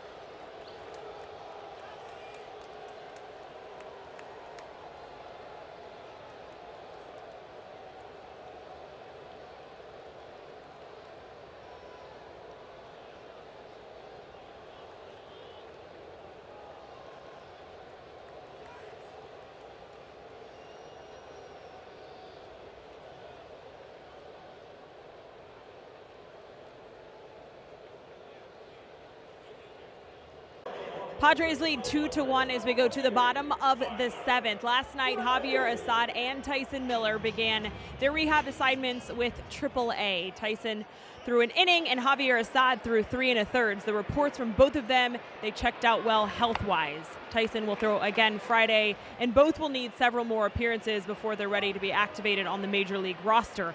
Also want to point out Ryan Brazier, who's dealing with a left groin strain. He continues to just play catch. He is symptom-free, but they have a while as they're trying to build him back up, Boog.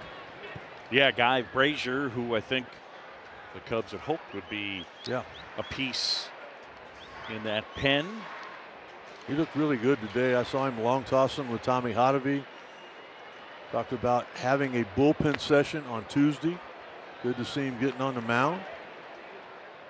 And I said, you don't need a rehab assignment, do you? I mean, with all the experience. And he goes, it looks like they want me to have one.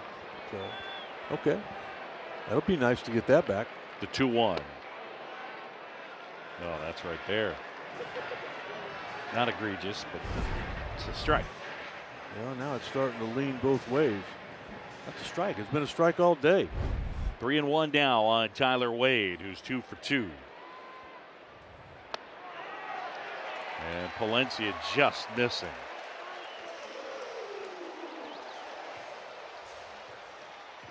Saturday, the Cubs take on the Diamondbacks at 1:20. First 10,000 early arriving fans will receive a Pete Crow Armstrong bobblehead. It's presented by American Airlines. Be here for it. Visit Cubs.com/tickets. And it's the PCA Inside the Park bobblehead because the helmet comes flying off. It does. That makes me think of Sarge. You can always tell when Sarge got a hit because he'd knock his helmet off. He'd flip it off. I love that.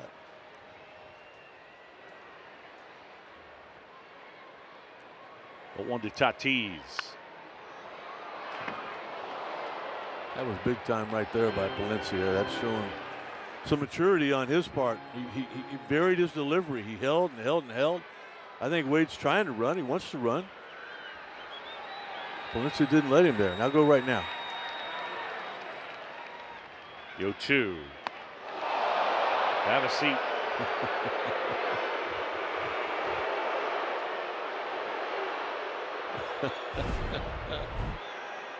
Oh, nothing wrong with that.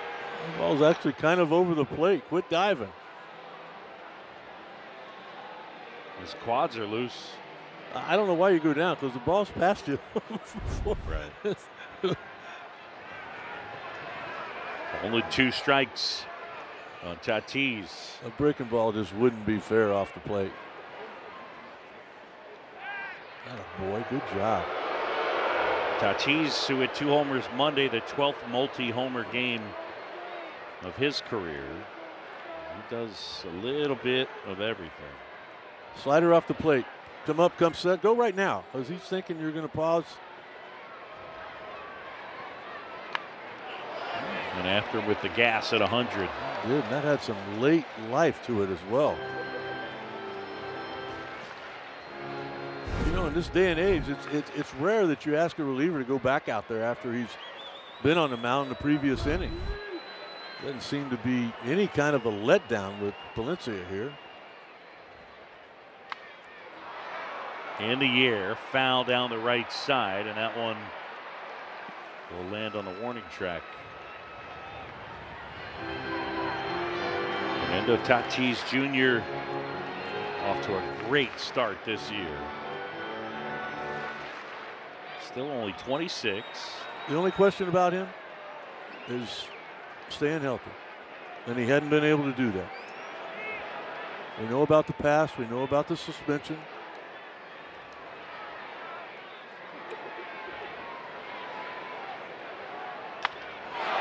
Center field, PCA makes the call and the grab. And there's one down. The one thing that I would say with him, Sut, is if you look at the 3 years leading up to the injury/PED suspension, he missed all of 22. So his OPS leading up to that is 965. Okay. Since then, it's 814, which is nice. Yeah. That's a good player. Yeah. But 965 is like Superman superstar stuff. Yeah. Which one is he? He's not that guy. No. And he's not that available guy anymore.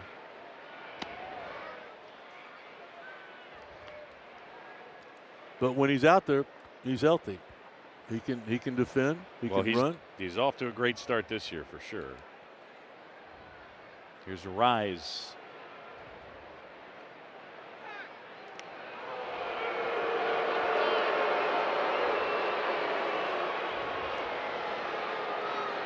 Luis Rise 1 out of 3.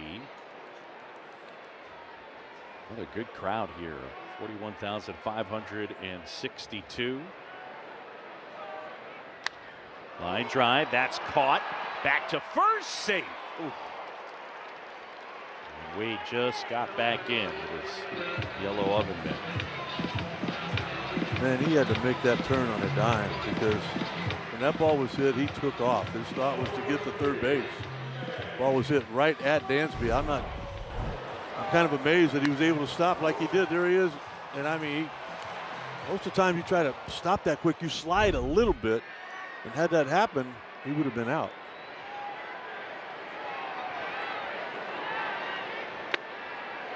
Machado takes a slider for his strike. Down to get one to Manny, who's 1 for 3 with an RBI single. Padres 2, Cubs 1. Padres about hit the Cubs 6-4. For me, if Daniel Palencia gets this out right here, this is a moment that he will remember, and so will the Cubs. Trying to build that, what do you call it, trust tree. I like that the other day. It used to be, how do you call it, a circle of trust? I like that trust tree. He could be one of the big, strong branches on it. Line drive, and that one is fair down the left field line and heading to the corner. Wade racing for third, and he's around third and coming in. Machado knocks in a huge run, and it's 3-1. He left the slider up, and Machado stayed back on the spin and drove it into the corner. All he had to do was get it off the inside corner. Overthrew it. It's kind of what they call a cement mixer. Really had no movement at all. It's kind of like a nothing fastball, 89 miles an hour. I mean, in my mind, he was going to score no matter what. They were going to send him. I know that for a fact. How about that? The number 9 spot scores 2 runs in a 3-1 ball game. First extra base hit of the game. And Tommy Hotovy has had his say as Dansby catches up with Manny Machado.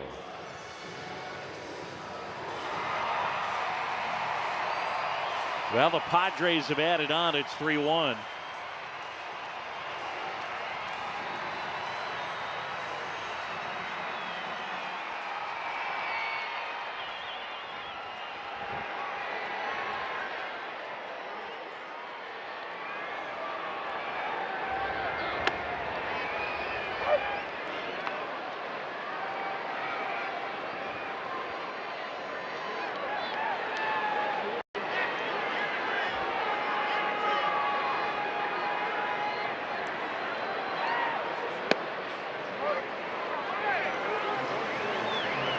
Ball to strike on Xander Bogaerts. Bogaerts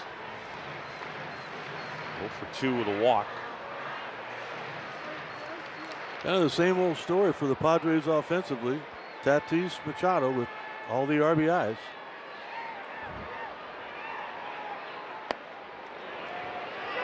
Check swing. Yes, he did, says Vic Carapazza. And now it's 1-2. Man, Machado dancing around out there. I think it might have confused Bogaerts a little bit. Man, he's stolen 6 bases already this year. Fouled off of the plate. Xander Bogaerts, who's actually a twin. He's got a twin brother, Jair, and both were signed by the Red Sox. It's actually a funny tie-in. The Cubs, when Theo Epstein came over from the Red Sox. Since he was under contract, the Cubs had to compensate the Red Sox. In the air, Pete Crow Armstrong is there, and he makes the catch. Padres pick up a run as they now lead it 3-1. Pete Crow Armstrong will come up to hit when we come back.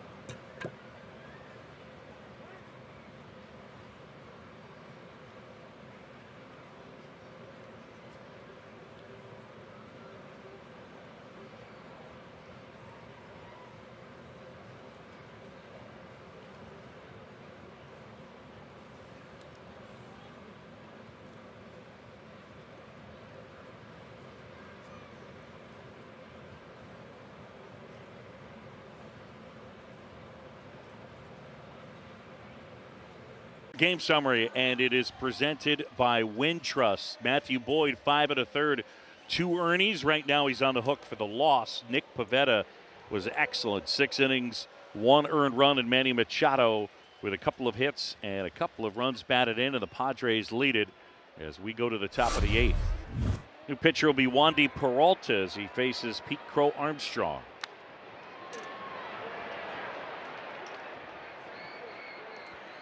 Veteran left-hander. He's been around. You look at what's going on this season. I mean, they all look the same, don't they, Boog? That ERA coming out of the bullpen. They've just been really, really good. Hey. Swing and a high fly ball right field. That one back, that one on its way, and that one is gone. Pete Crow Armstrong will touch them all, and the Cubs are within 1. The lefty, no bother for PCA, his 3rd of the year and 3rd on this road trip.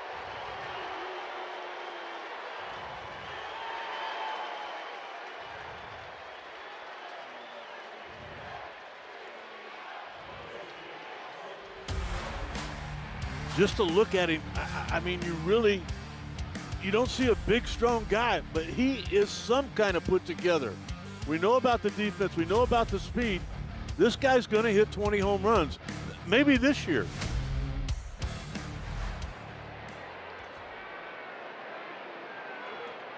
He took a sinker at 94, and Peralta handles this chance. So now a 1-run game.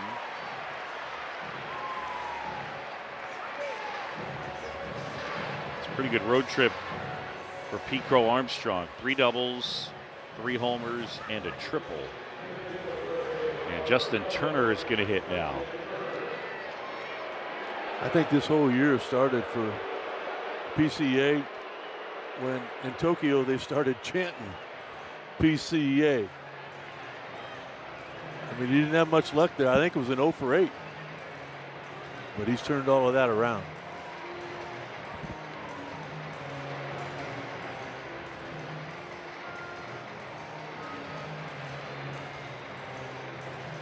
So a little meeting on the mound, and the veteran Justin Turner. Just think about that hanging slider to Machado.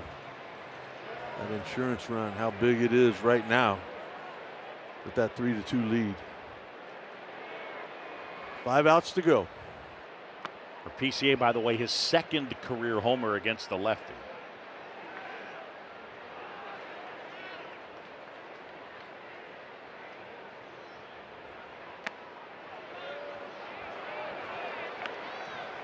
Justin Turner, 5 for 32. In the air, out towards shallow right center field. Tatis is there to make the catch. Covers a lot of ground out there. One-time shortstop, and he can really run. Top of the order now, Ian Happ.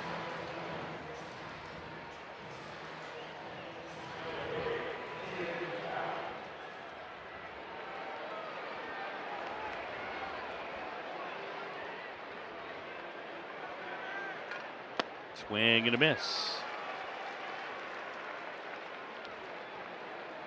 Okay. All right. I guess fastball. That's just one. You got to get two more. He went back to that changeup.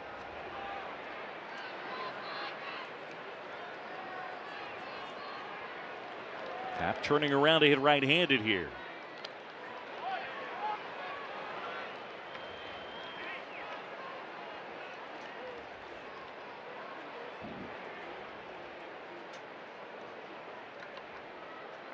Here's a 2-1. Okay. Get on base. Kyle Tucker lurking in the on deck circle. 3-1. Get Kyle up here as the go-ahead run. See what happens.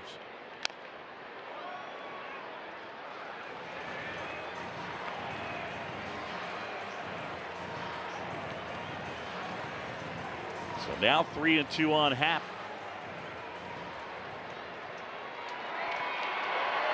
Peralta is ready. Happ waits. Payoff pitch.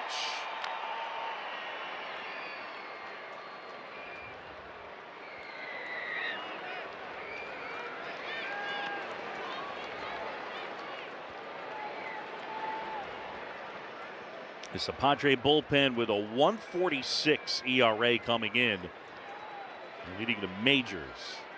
3-2, 2 outs, base is empty. Payoff pitch. Hammered left field, and that's going to touch down. It'll roll all the way to the wall. Hayward collects.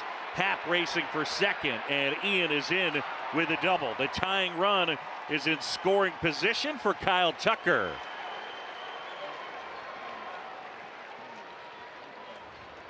And this double is brought to you by Elgin Hyundai, home of the 20-year and 200,000-mile warranty on every new car. Ball was definitely hit hard enough to get out of the ballpark, but too much topspin on it. It got to the wall in a hurry, and Ian Happ knew when he turned, Jason Hayward had gotten to that ball in time. He had a strong throw. If it had been accurate, it might have been the end of the inning, but it wasn't. So Happ in scoring position. Cubs down a run with 2 outs in the 8th. Ruben Niebla out to talk to Peralta. Talk about PCA being left-handed, hitting a home run off a left-handed pitcher. We know that Kyle Tucker is just as comfortable in this situation as any. No Jason Adam in the 8th inning? Okay. All right. Tucker 0 for 2. Does have an RBI on a sacrifice fly. Padres 3, Cubs 2 were in the 8th. The Cubs have gotten a run back on the Pete Crow Armstrong home run. Happ at second. And Tucker digs in. Fouls one back. That long ball is just been missing as of late, and just missed a hanging breaking ball. This at bat is far from over, though. Here's the 0-1.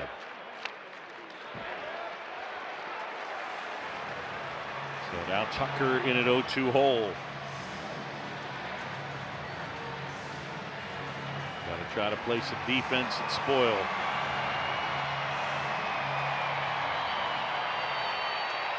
Find different ways to win ball games. The 0-2, a little bit low. That's not easy to do right there. Completely fooled. It looked like a fastball out of his hand. Change up. Not many people can stop that swing in time to keep it from getting called. Tucker waits. The pitch. And he struck him out.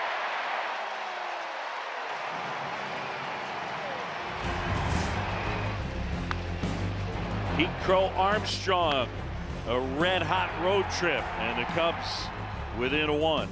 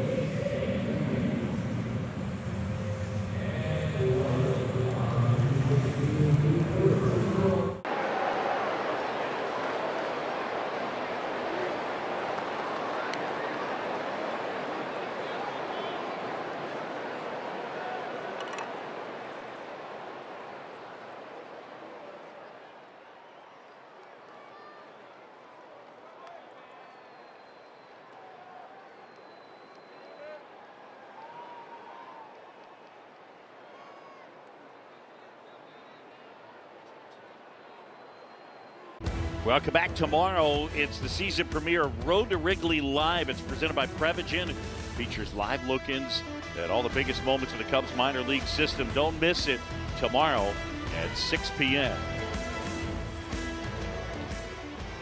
Big Luke Little. That's right. Big Luke Little is on here. All little about him, including the velocity on his fastball.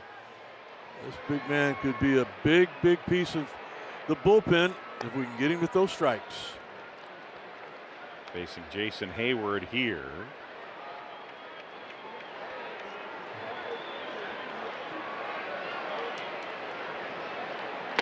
Justin Turner staying in the game at third base. There he is.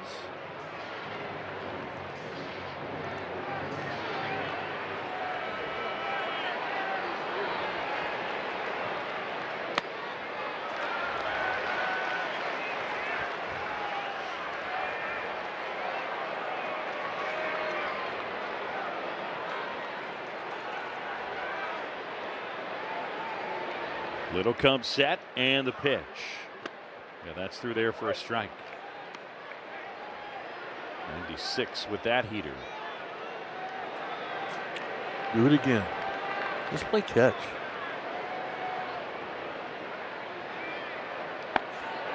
And ball 4. So the leadoff man is on base.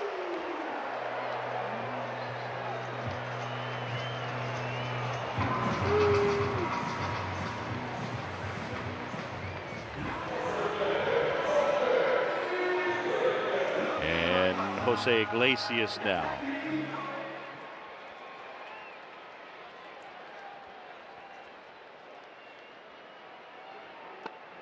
Shortening to bunt, takes outside.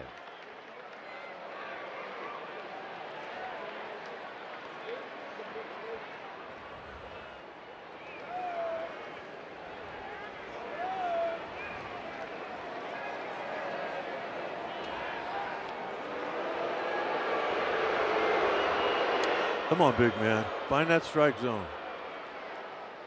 Very rarely is it that hard contact gets this guy in trouble. It's just falling behind Bunted to first. Bush up with it. Gets it to Horner. Iglesias advances Hayward.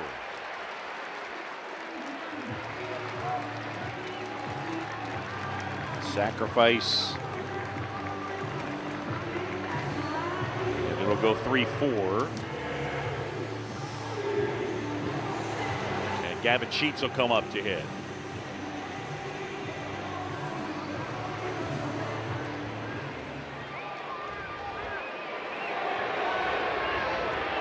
Three-two Padres, bottom 8.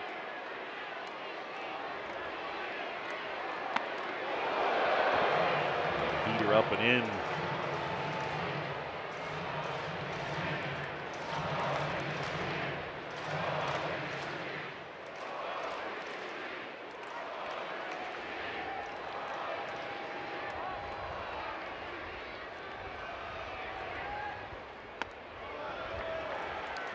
Slider dotted the bottom, but the plate umpire Nick Marley said nope, and it's 2-0.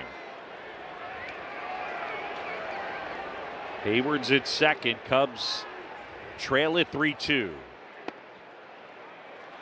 Kelly tried to stick that one, and now it's 3-0. 10 pitches, 8 balls.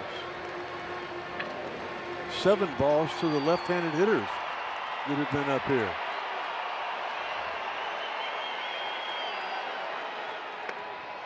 It's in there for a strike at 96. Come on, big man. You're better than that. Your stuff's outstanding.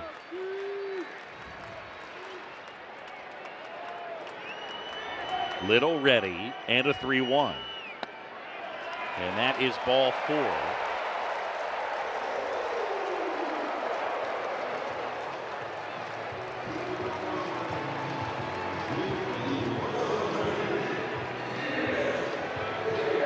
And Elias Diaz will come up to hit.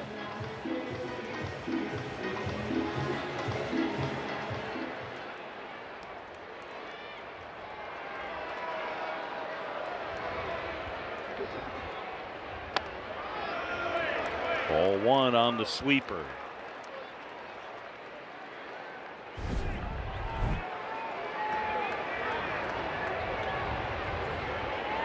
Close. Yeah. Getting closer to the zone, but still not there. Here's a 1-0. Swing and a miss. Fastball at 97.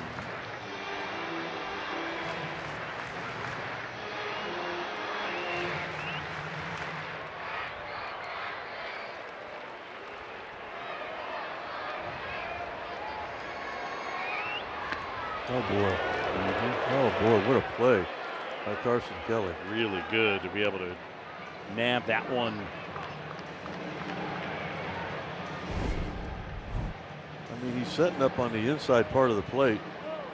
That ball was almost out of the batter's box for a left-handed hitter. That is in there for a strike.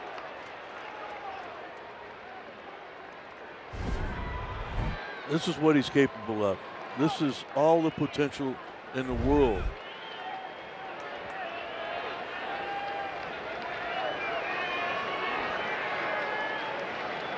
Come on, get a ground ball at somebody.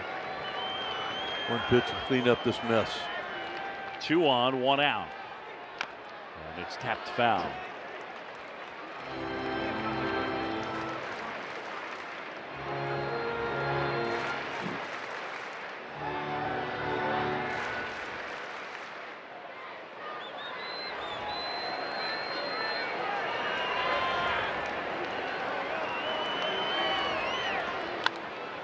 Popped up right side. Bush, sunglasses on into foul ground, infield fly. And that's a big out. And here comes a big pain. As far as this afternoon has gone, Tyler Wade on base all 3 times, scored 2 of the 3 runs that the Padres have today.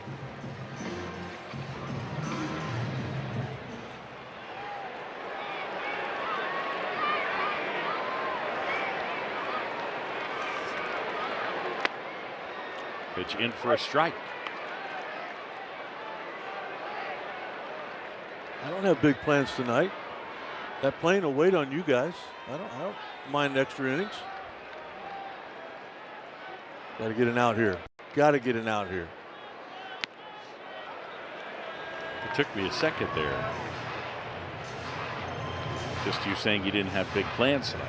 I didn't know what we were talking about. The Riders got a game, but I'll be there by 6:30. Come on, Luke. Come on. It's outside. You know, he's starting to throw enough strikes so that he should get these borderline calls. That's a strike.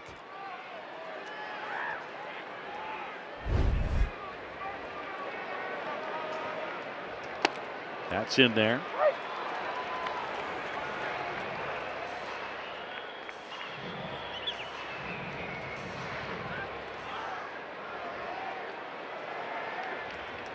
Hayward's at second.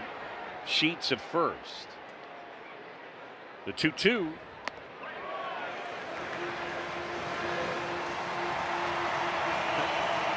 I just think sometimes Luke should have to try to hit off himself and just to know how uncomfortable it is.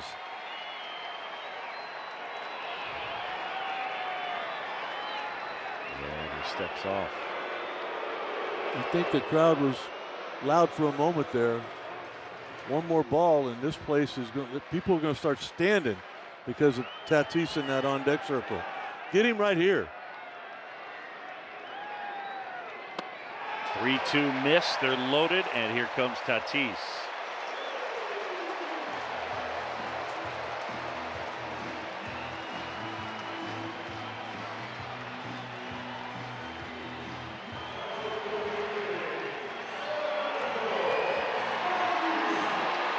Three left-handed hitters on base right now. All given free passes. 24 pitches, only 9 strikes. Bases loaded without the ball leaving the infield.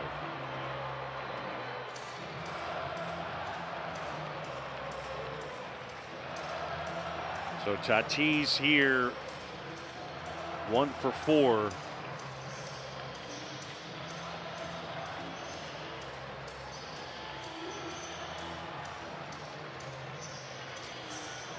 This is the double-edged sword. You're facing a guy that can handle anybody's stuff, but he's having enough trouble just throwing strikes. I mean, Boog, I just go back to the first hitter of this inning. I mean, Jason Hayward. Get him out.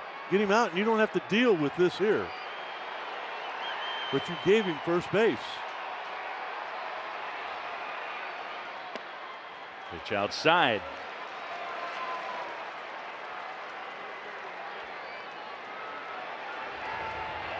Hayward's at third, Sheets at second, Wade is at first. Here comes a 1-0.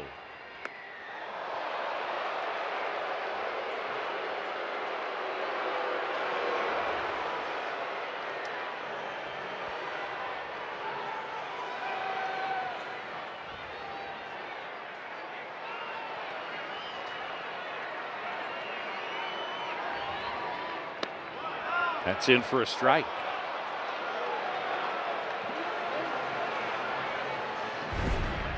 2-0 breaking ball. And the only reason for that is because I think he's thrown more strikes with it than he has his fastball.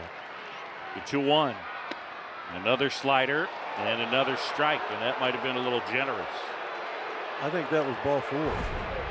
Being honest with you, that ball wasn't. That never came close to being a strike. But the Cubs will take it. 2-2. Here it comes. Fouled it off his leg. He threw 96. Paint on the inside corner. Luke Little has a chance to be one of the elite left-handed relievers in baseball. If he just, he's got to believe that in himself. Bases loaded, 2 down. The 2-2. Foul back.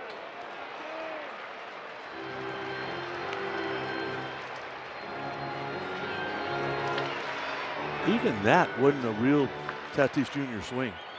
Kind of off balance, not sure what's going to happen, where the ball's going to be. Another 2-2.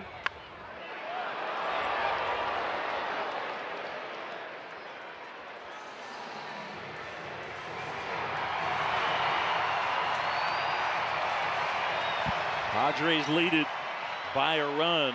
Going to add on here at the bottom of the 8th.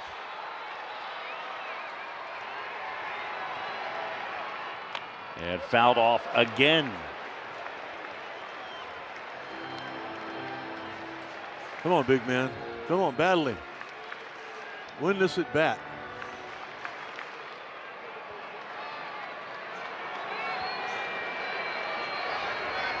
Four straight fouled off. The 2-2. A little bit low. And now no place to put him.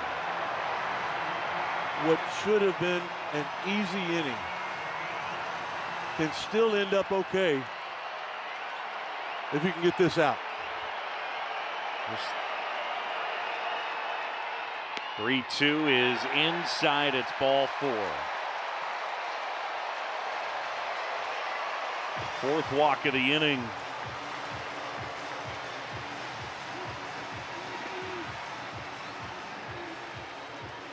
There's going to be another walk. And that's going to come from the Cubs dugout. Craig Counsell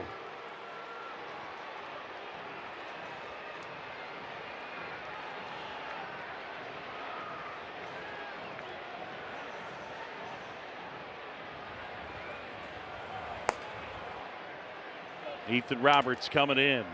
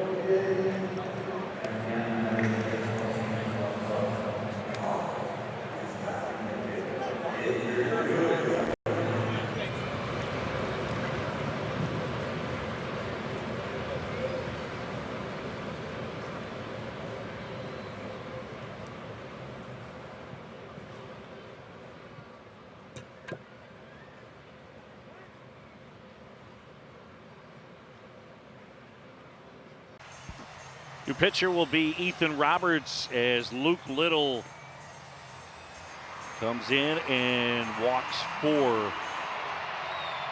the Padres pick up an insurance run. So the season debut for Luke Little, it does not go well.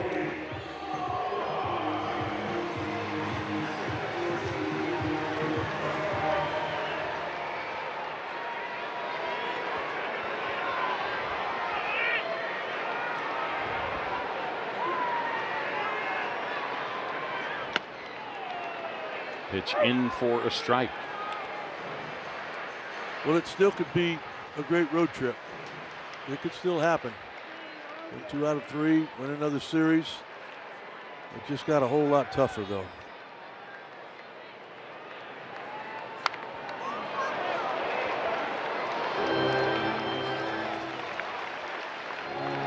Rise fouling one off.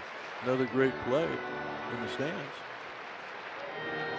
The man's in blue. He hadn't turned around yet for me to see his hat, but got to be a Cub fan.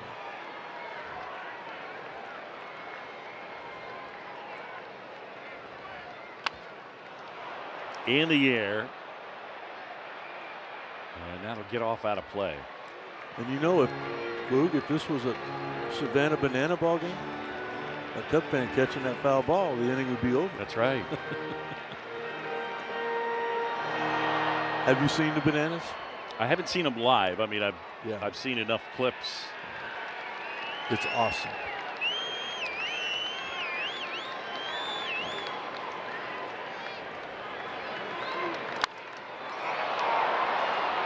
In the air, left field, and Happ. And that's the inning. Great job, Ethan. Great job. We'll head to the ninth. It's 4-2 Padres.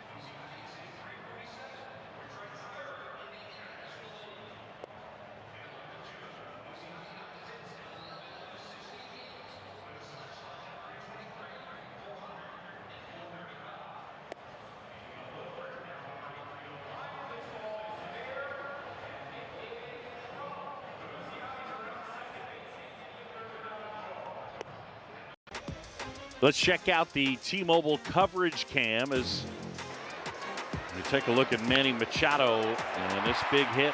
Just a hanging slider, Boog. I mean, Daniel Palencia was outstanding. He was great last night. He made one mistake, but he made it to the wrong guy.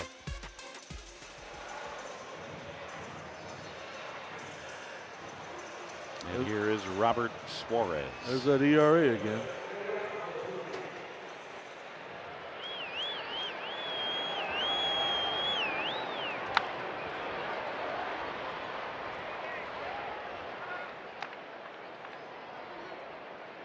Well, you'd feel pretty good about yourself with being down only one run and 3, 4, 5 coming up.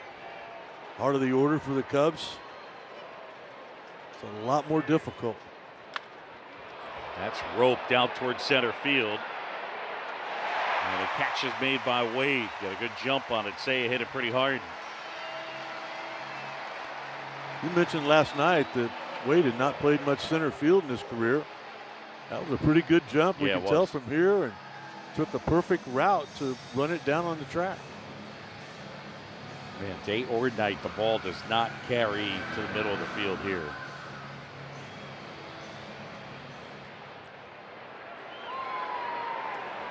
And now it's Michael Busch. Suarez, big guy, hard thrower.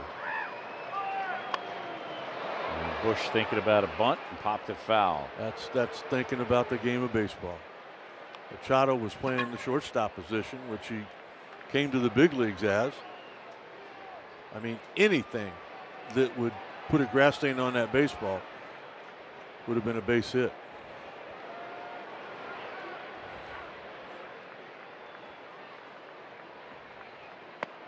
Yeah, it's pretty wild when they play all their healthy guys, right? You got Machado, who's a shortstop by trade. Bogarts is one. Cronenworth is one. Merrill is one. Wade can play short. It's basically just a bunch of shortstops. Barehanded Machado, and that's why he's won a couple of Gold Gloves. That's a heck of a play. Pretty good effort by Michael Bush. Cubs need a base runner. Man. Would have been a base hit had he got the first one down, because Manning was not even thinking about coming in. But Manny started dancing. Manny started anticipating that he might try it again. And then it was the athleticism and the great arm, the accuracy of the throw that completed that out. But a tough series for Dansby Swanson. 1 for 13 with 8 strikeouts. Saw Machado doing his Dikembe Mutombo routine. Wagging that finger. No, no, no, no, no.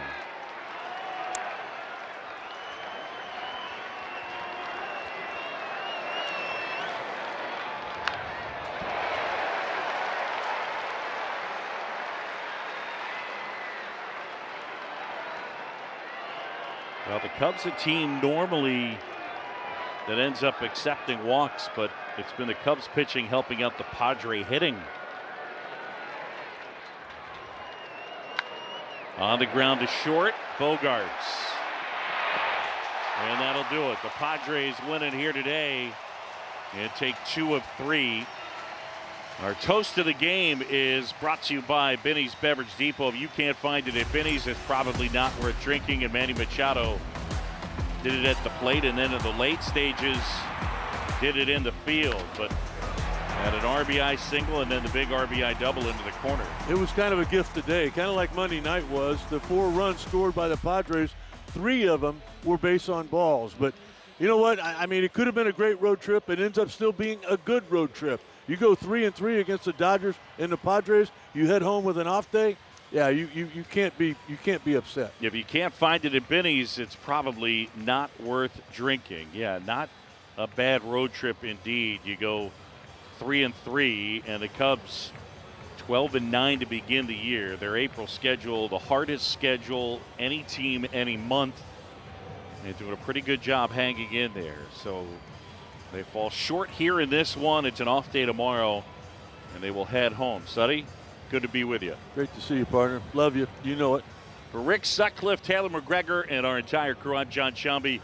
Thanks for watching Chicago Cubs baseball here on Marquee Sports Network. Again, your final, the Padres defeat the Cubs 4-2.